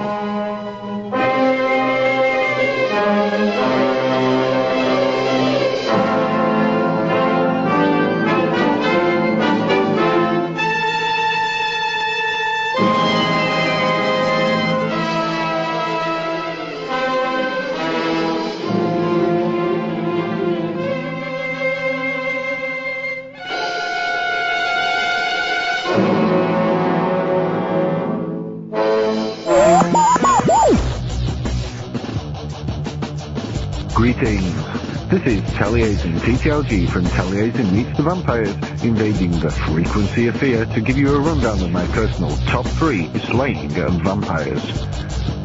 At number 3 we have the destruction of a vampire cult in Hammer's Kiss of the Vampire. The film was one of Hammer's standalone vampire movies, released in 1962, and the ending of the film was originally planned for the earlier Brides of Dracula, but was deemed too expensive to shoot at the time. In this film, our slayer of vampires is one Professor Zimmer, played by Clifford Evans, and it is the fact that he fights evil with evil that makes the slaying so unique. The vampires have been trapped in their chateau, and Zimmer prepares an occult ritual using a black magic spell to kill the vampires. The spell summons a flock of bats, which attack the vampires. In fairness, the bats looked a bit rubbish, but the concept of fighting fire with fire and turning the myth on its head was a marvellous idea. Next we have a slaying for the 1987 teen comedy, The Lost Boys. Our heroes are at home suffering vampire home invasion. Sam, played by Corey Haim, is facing off against Vampire Dwayne, played by Billy Worth. Sam shoots an arrow, but misses the heart. His next one hits the mark, but also pings the vampire onto the stereo, which explodes in a flash of sparks. The line that makes this scene is when Sam exclaims, "Death by stereo!" It's a moment of humour that works well, and deserves to be in the slaying list. In a future podcast, I will look at more silly slayings, where the humour is either more in your face, or unintentional. At number 1, we have the death of Rutger Hauer's Barlow in the 2004 remake of Salem's Lot. The miniseries did receive some criticism, but I really enjoyed it, and it does have this marvellous death scene. Rob Lowe's Ben Mears takes Barlow, and we see the stake penetrate the heart in a CSI-like shot. Blood seems to slough from the master vampire, and then comes the moment of genius. We see figures emerge from him in various period dress, as though the souls of his victims have been released. Finally, all that is left is dust and a signet ring. This I felt was in homage to the slaying of Dracula in the various Hammer films. The thing I loved about the scene was that the figures leaving his body was not explained. The release of souls is my interpretation, and I love it when a film leaves things to the audience to work out, rather than hand-holding the audience and spoon-feeding explanations. To get more information on these and many more vampire movies and books, visit Taliesin Meets the Vampires at taliesintttlg.blogspot.com. Alternatively, find the link in the links of the Zombie Astronaut.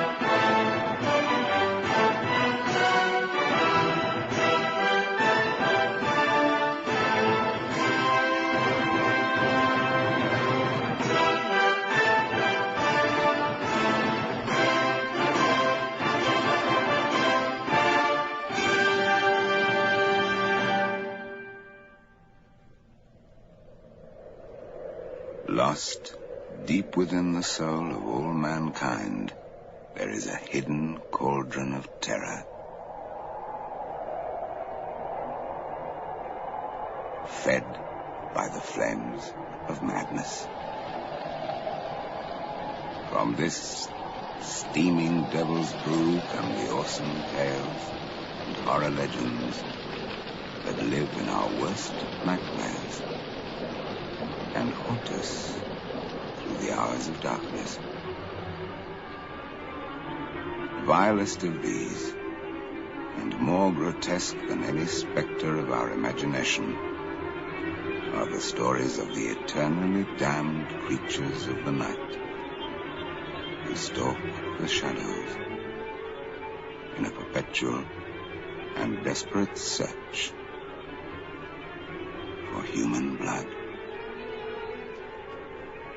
Beware, then, the rustle of bats' wings.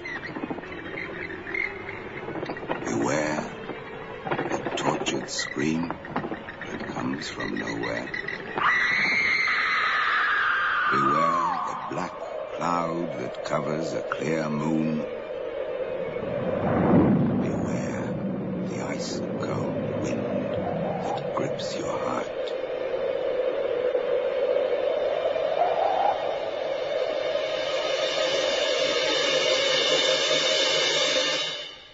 For these are the signs of the vampire.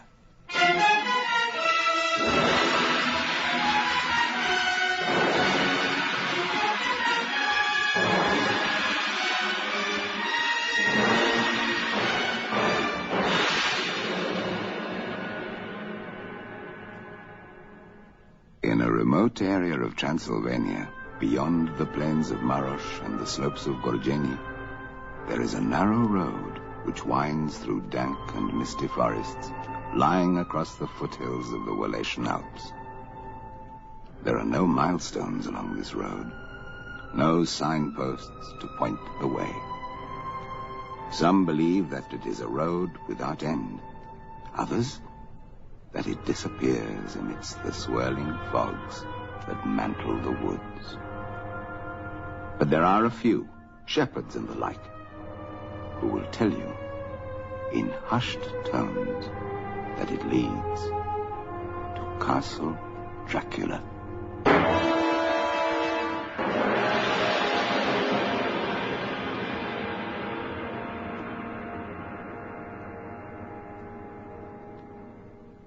Many years ago, a strange hooded figure limped slowly and painfully along this road.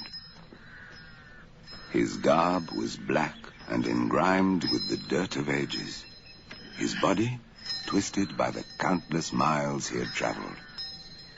And about his neck, he wore a bell that tinkled with every step he took. He saw before him the gray towers, the steep walls, and the staring, empty windows of the castle. His skin was parchment yellow. This was Ka, high priest of the Temple of the Seven Golden Vampires of Ping Kuei, in the province of Sichuan, in the far mysterious land of China.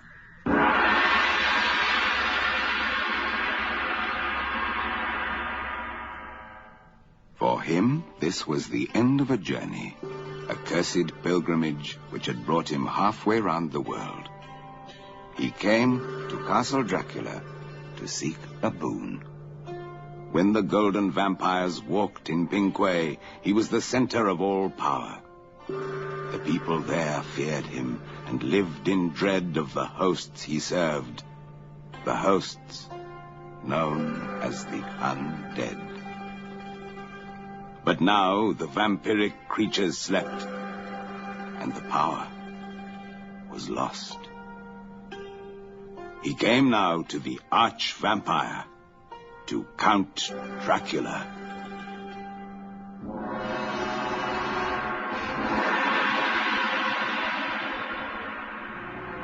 He came to unlock the black secrets of immortality. He came to unleash the blood-red fountain of demonic power.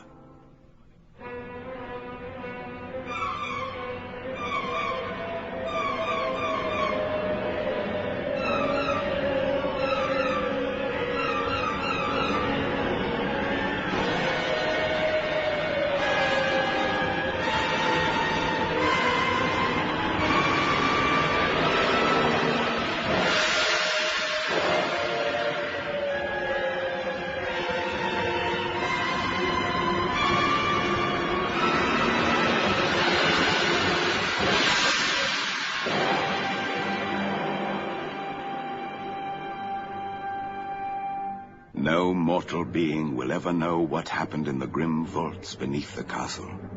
No one will ever know of the black horrors practiced before the tomb of Count Dracula that night.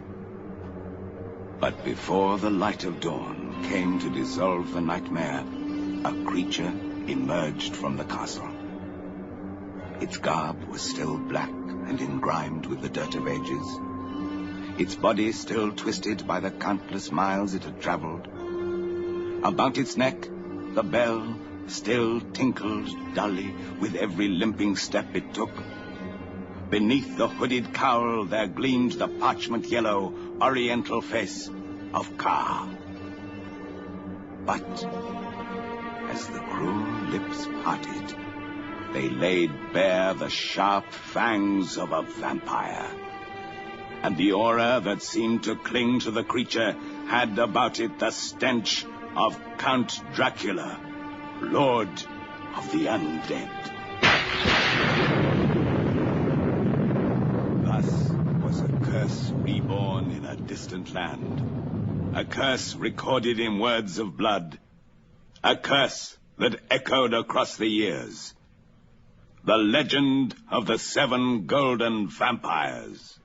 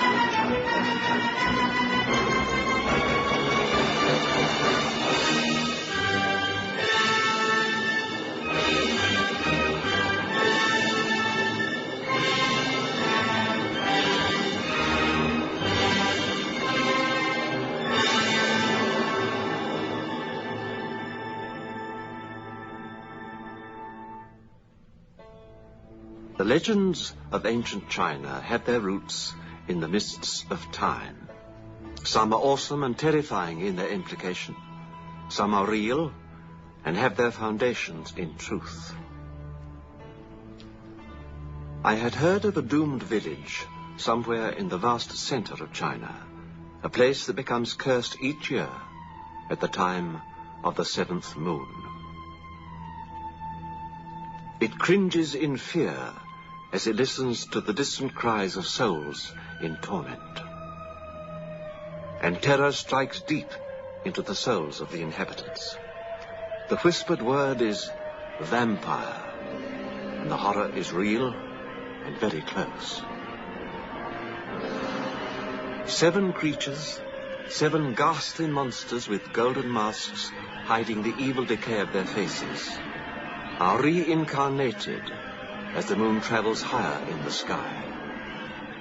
From their temple beyond the Dragon Teeth Mountains in the Mid-Chun-Shun, they sweep down on the village of Pinghui on fiery black horses.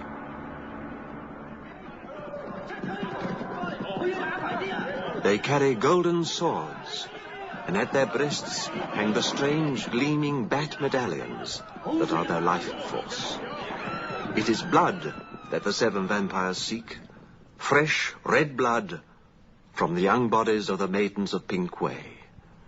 New blood drawn from living flesh.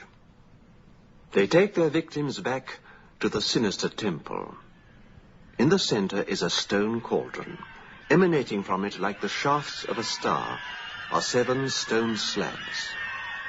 And roped to each is a squirming, terror-stricken, half-naked village girl. The vampires dig their sharp fangs into their necks, the blood flows, the screams die away. The ghastly ritual is over. It is said that long, long ago, a farmer of the district, whose name was Si Tinyen, crazed with anguish for his lost daughter, fought the vampires.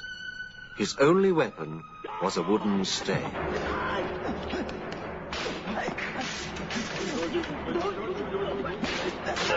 He could not hope to destroy them, and must have known that he would die in the attempt, as indeed he did, most horribly.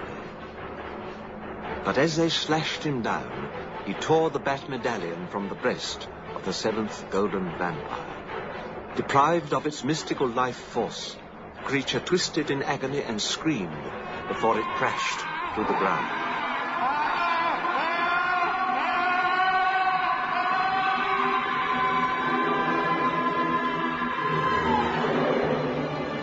As the mist of death closed over Si Tinyen's eyes, he saw the monster disintegrate amidst an appalling mass of putrefying flesh, until all that remained was the smouldering golden mask.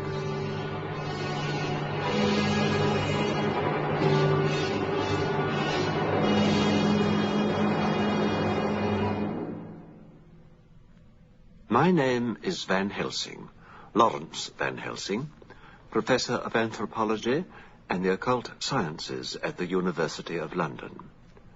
My own confrontation with the infamous Count Dracula, occurring as it had some years before, left me in no doubt that there might be a basis of truth in this story.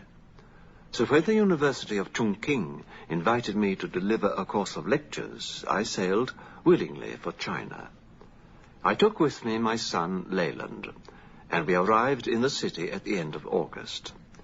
Consulting the Oriental calendar, I noted that we were approaching the time of the seventh moon in the year of the snake. There were very few foreigners in Chongqing at this time.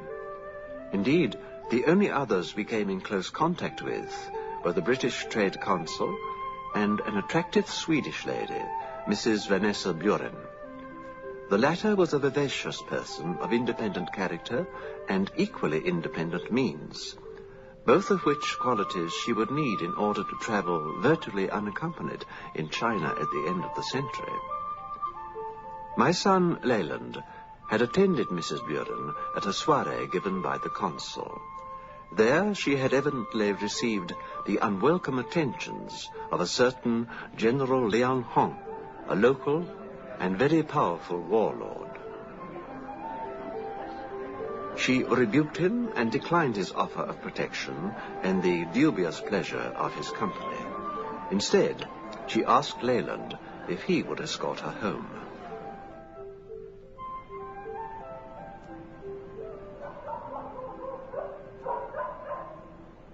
They were given an escort by the consul, but the streets of Chongqing at that hour were dark and full of sinister shadows. I suppose they were no more than halfway home before the attack came. From all directions they were suddenly assailed by the general's assassins.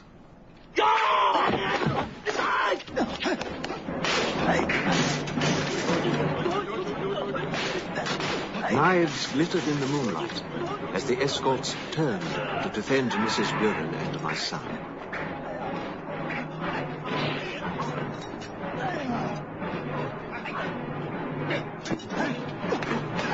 But they were outnumbered by the cutthroats. They were hacked and slashed and left to die in pools of their own blood.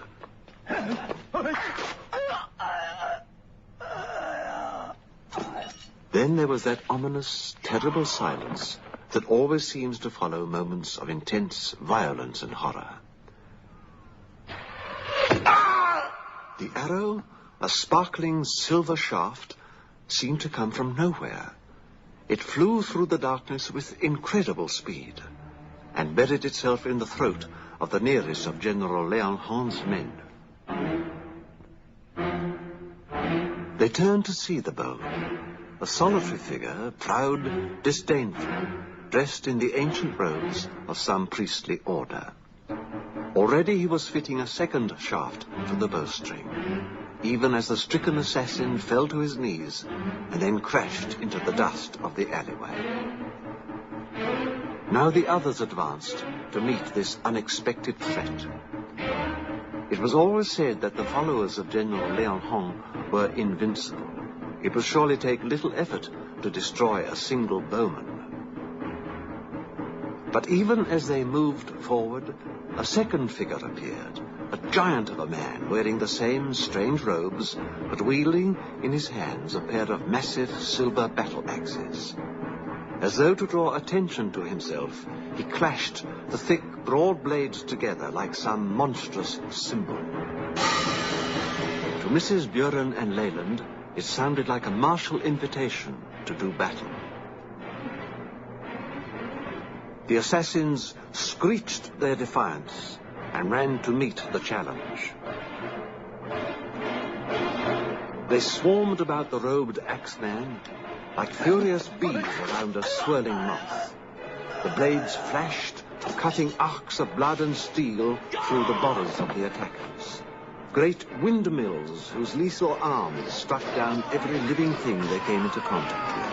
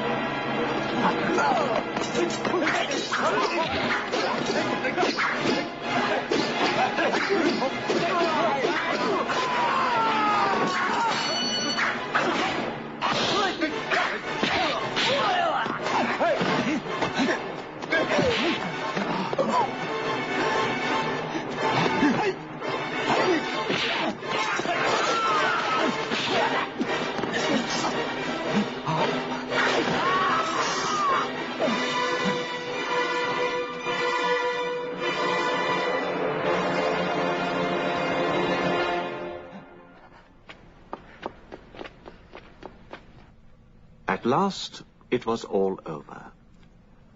Mrs. Buren and Leyland were mentally stunned and unable to move. Slowly, very quietly, almost majestically, the bowman and the axeman walked towards them.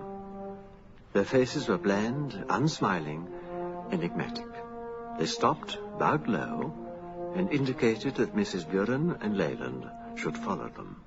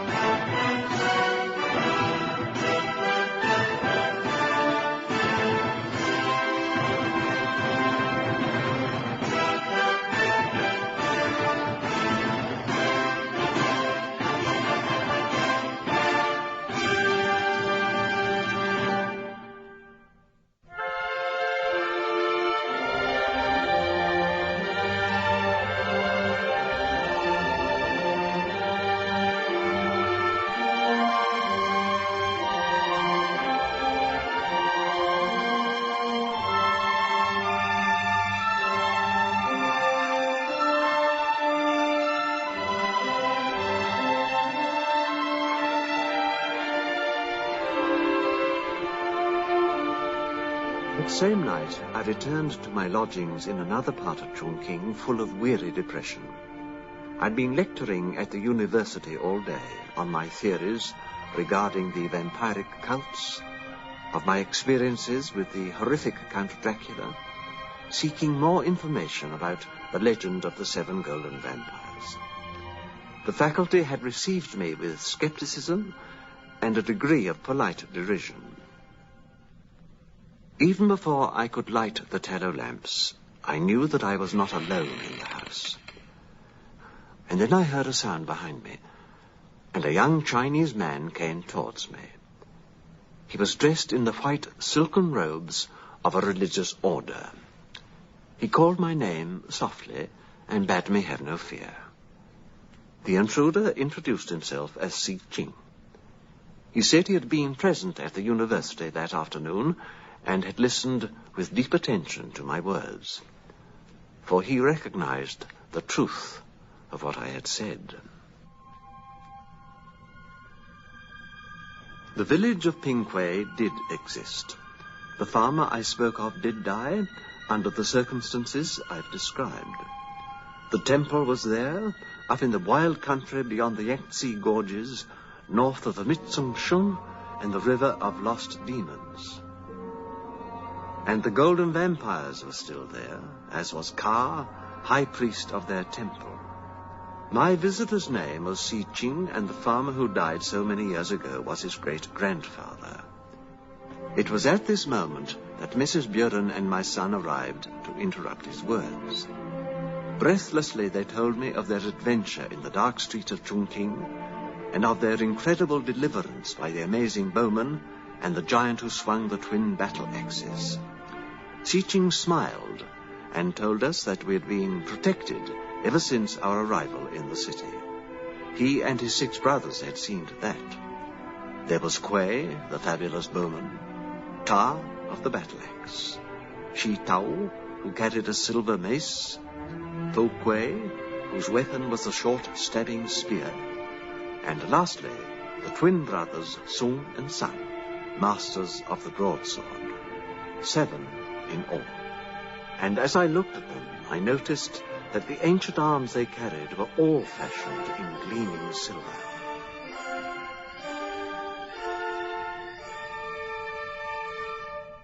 Silver, a metal abhorred by all vampires.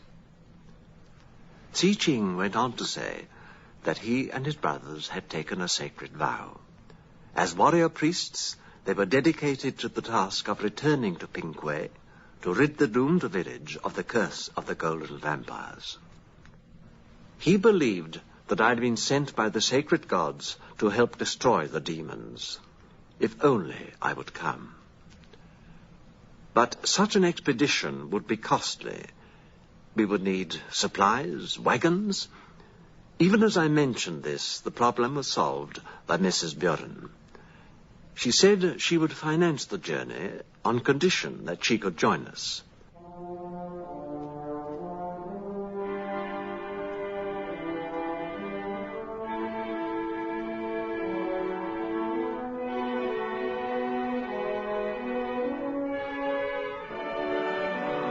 Despite all my forebodings, we embarked on the journey. Something beyond me, beyond my will, seemed to draw me towards the dangers that lay above the Yangtze Gorges.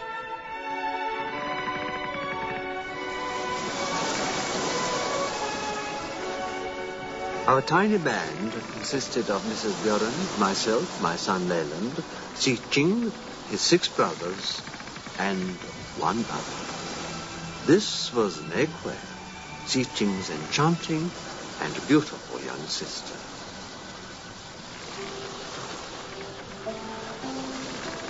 Delicate as a Chinese mountain flower, fragrant as the zephyr breezes of early spring, I could see that Leyland was captivated by her from the start. We had chartered a vessel to take us through the gorges, an ancient trading junk symbolically named Mao Feng, Glorious Phoenix.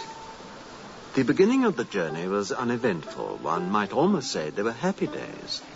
Apart from the tender love that was springing up between Mei Kuei and Leyland, I noticed the way in which Vanessa Buren gazed at the quiet and dignified Si Ching.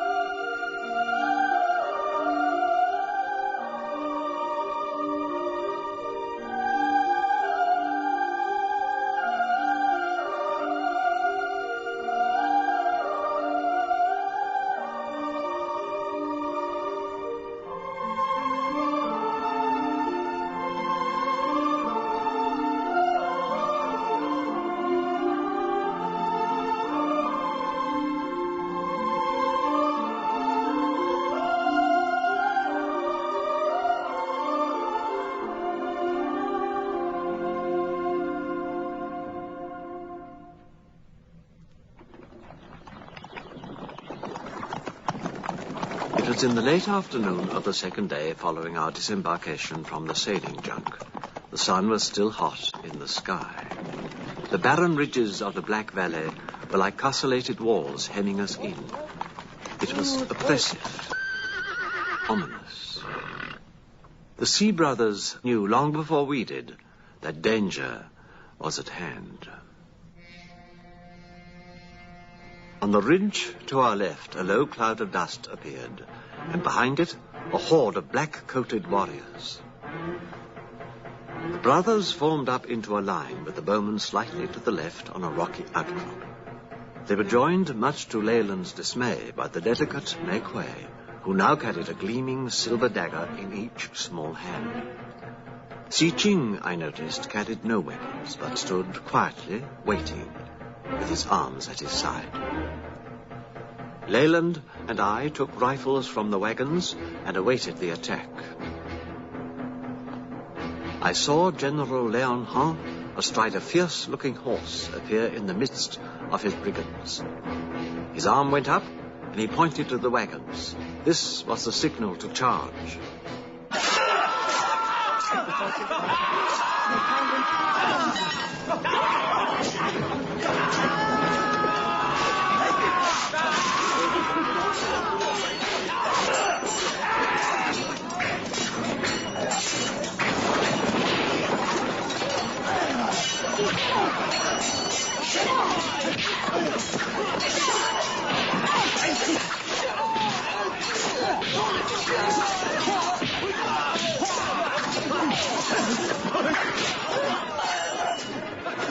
The brothers never wavered.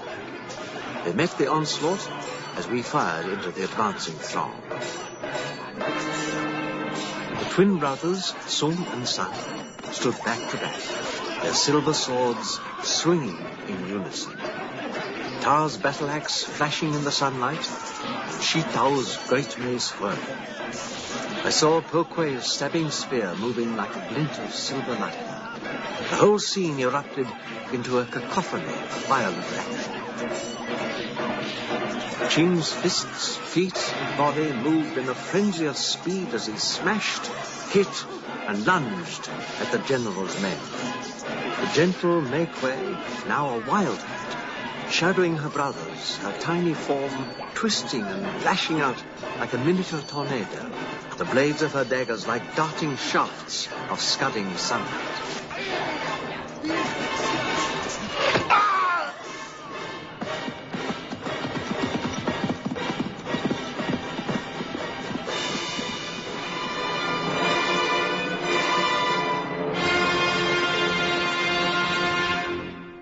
The battle ended as quickly as it had begun. A shaft from Kuei's invincible bow had buried itself deep in the throat of General Leon Hong. I was amazed to see that none of the brothers were hurt. As for Mei Kuei, the wildcat was gone, and there returned in its place the gentle tranquility of the shy maiden. Si Ching found a cave in which we could shelter from the icy night. The brothers were grim-faced now, and I sensed we were drawing closer to Ping Kuei. I shivered and wondered if the vampires and their attendant hosts might venture out to meet and waylay us. Only Leyland and Mei Kuei seemed relatively unconcerned as they basked in the warmth of their growing love. They sat together at the cave mouth, finding beauty in the turgid hues of the dying day.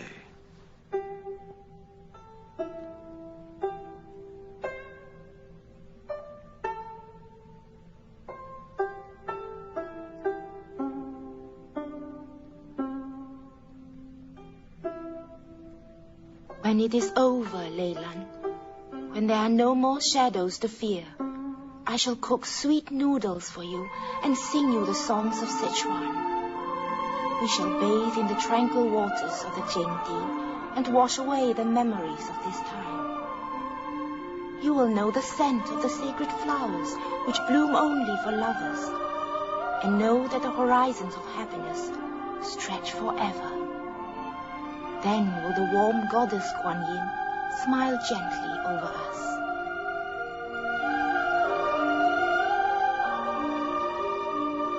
When it is over, Leyland. When it is over.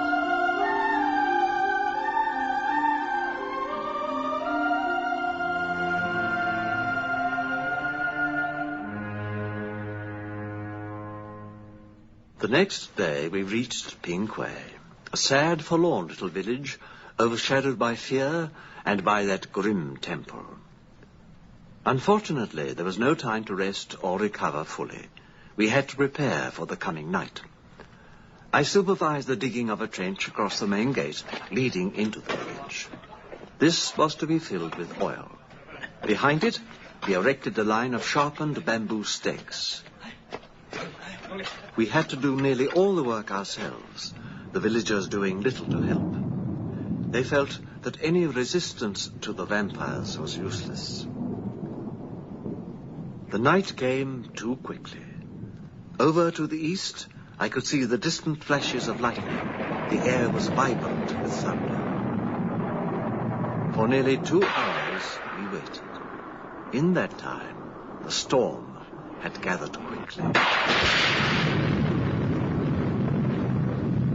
There was no rain, but the thunder crashed about our ears, and the wind tore at our clothes and whipped our skin. I felt vulnerable, weak, almost helpless.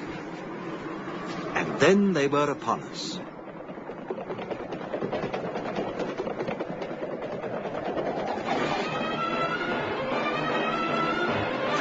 But the 3 remaining golden vampires, mounted on jet-black stallions, snorting and pounding, glistening in the blue light of the cloudy moon.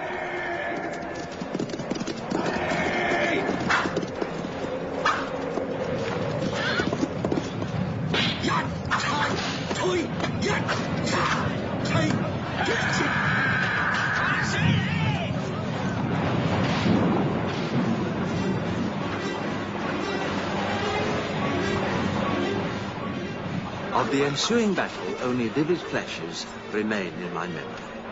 I know the vampires brought with them a veritable army of soulless beings.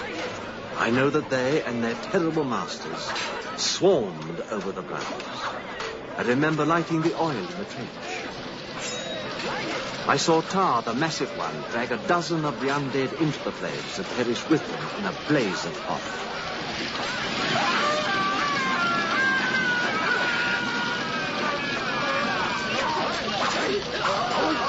I saw the vampires hack to death the twin brothers, Sung and San, severing their arms from the hands that held their swords. I saw them die amidst a welter of gore. I remember the way Shi Tao roared to avenge them, stabbing the studded head of his mace right into the body of a vampire, and watching it die before his furious gaze. Then he, too, was struck down. I saw Ching's flashing fingers, taut as a blade, smash their way into the carcass of the second vampire, tearing out with his bare hand the squirming, vile heart of the monster. And I witnessed the death of Vanessa Buell.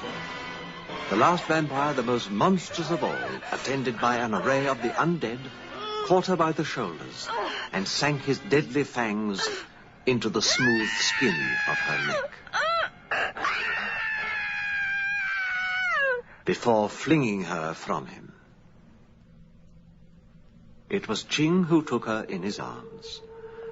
Clasping her tightly, he carried her to one of the staves. They embraced as he impaled both their bodies on the sharpened end of the bamboo. He knew that this was their only escape, an escape into death and eternity from the ghastliness of the vampiric curse.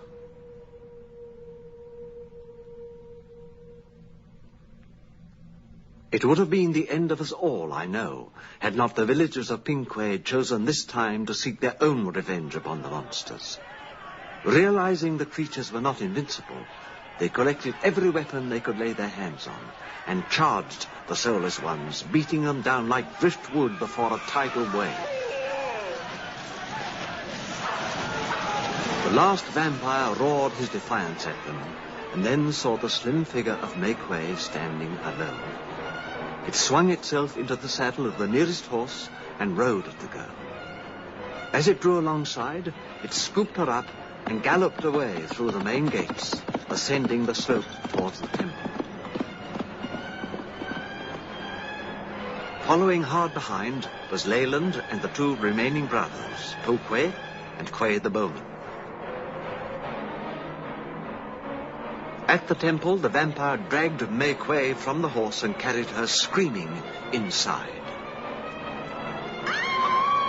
He laid her on the nearest sacrificial slab of stone and prepared to sink his fangs into her neck. But at that moment, Leyland stormed in and grappled with the monster.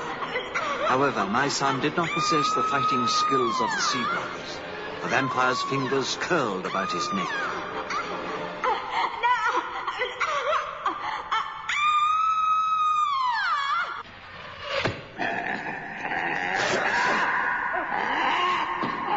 Quay had followed Leyland into the temple and had sent an arrow tearing into the creature's heart. The gore from the vampire's mortal wound drained down into the cauldron. There it simmered ominously as the body of the creature slithered down into it and decayed into a scum of dust. Leyland gathered up May Quay and shielded her eyes from the awful sight.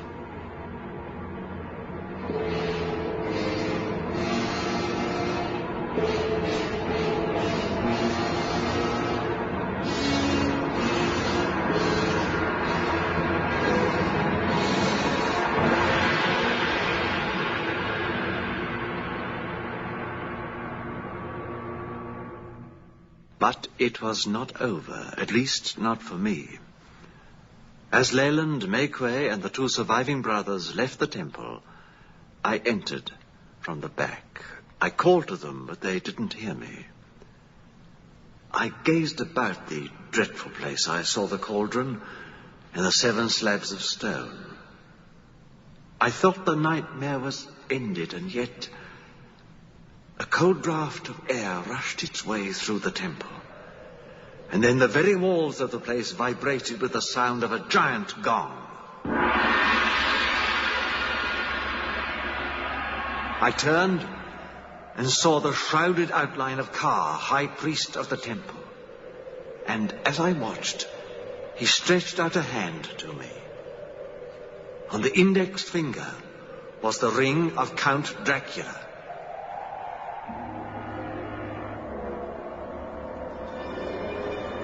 Ka's face seemed to dissolve in an oozing cloud of venom. The oriental features disappeared, and in their place was the lean, gaunt face of the arch-vampire. Almost majestically, he walked towards me, fixing me with his hypnotic gaze. His lips parted, the long, sharp fangs emerged.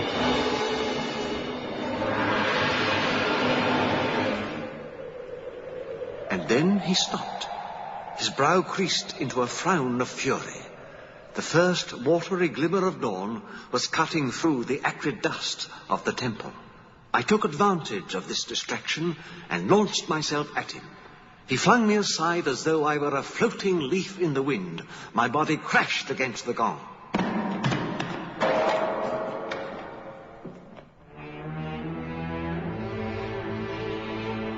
As I fell, my trembling fingers touched the wooden shafted hammer that was used to strike it. Dracula moved towards me, carefully skirting the pools of light that were now appearing on the floor of the temple.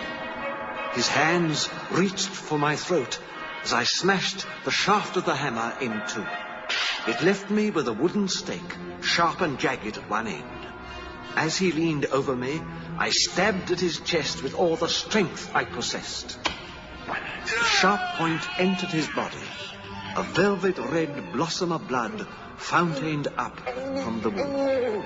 He tugged at the offending stake, and I thought for one ghastly moment he would wrench it free.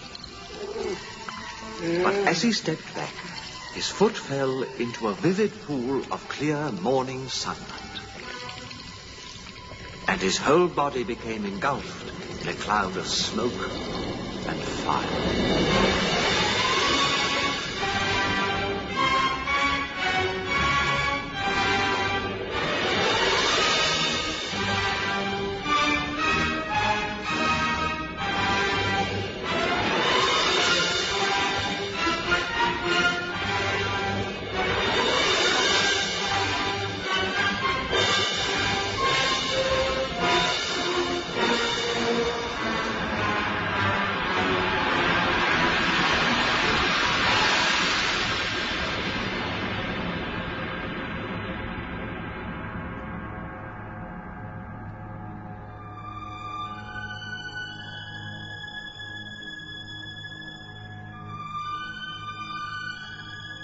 The village of Pingquay still exists, though the legend of the 7 golden vampires has long since been forgotten by all who live there now.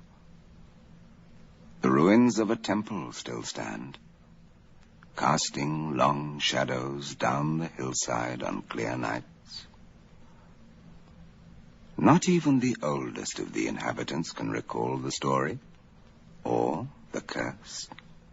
Yet, strangely enough, no one, man or beast, will venture near the place on the 7th night of the 7th moon. No one quite knows why.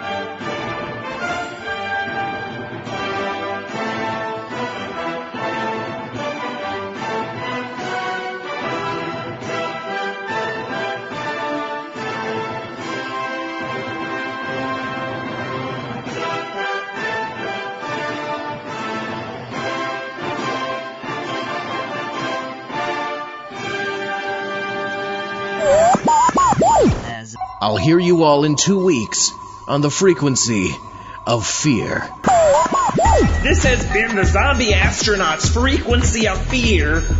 For more horror, sci-fi, and suspense audio, see the website at www.zombieastronaut.net. Right now!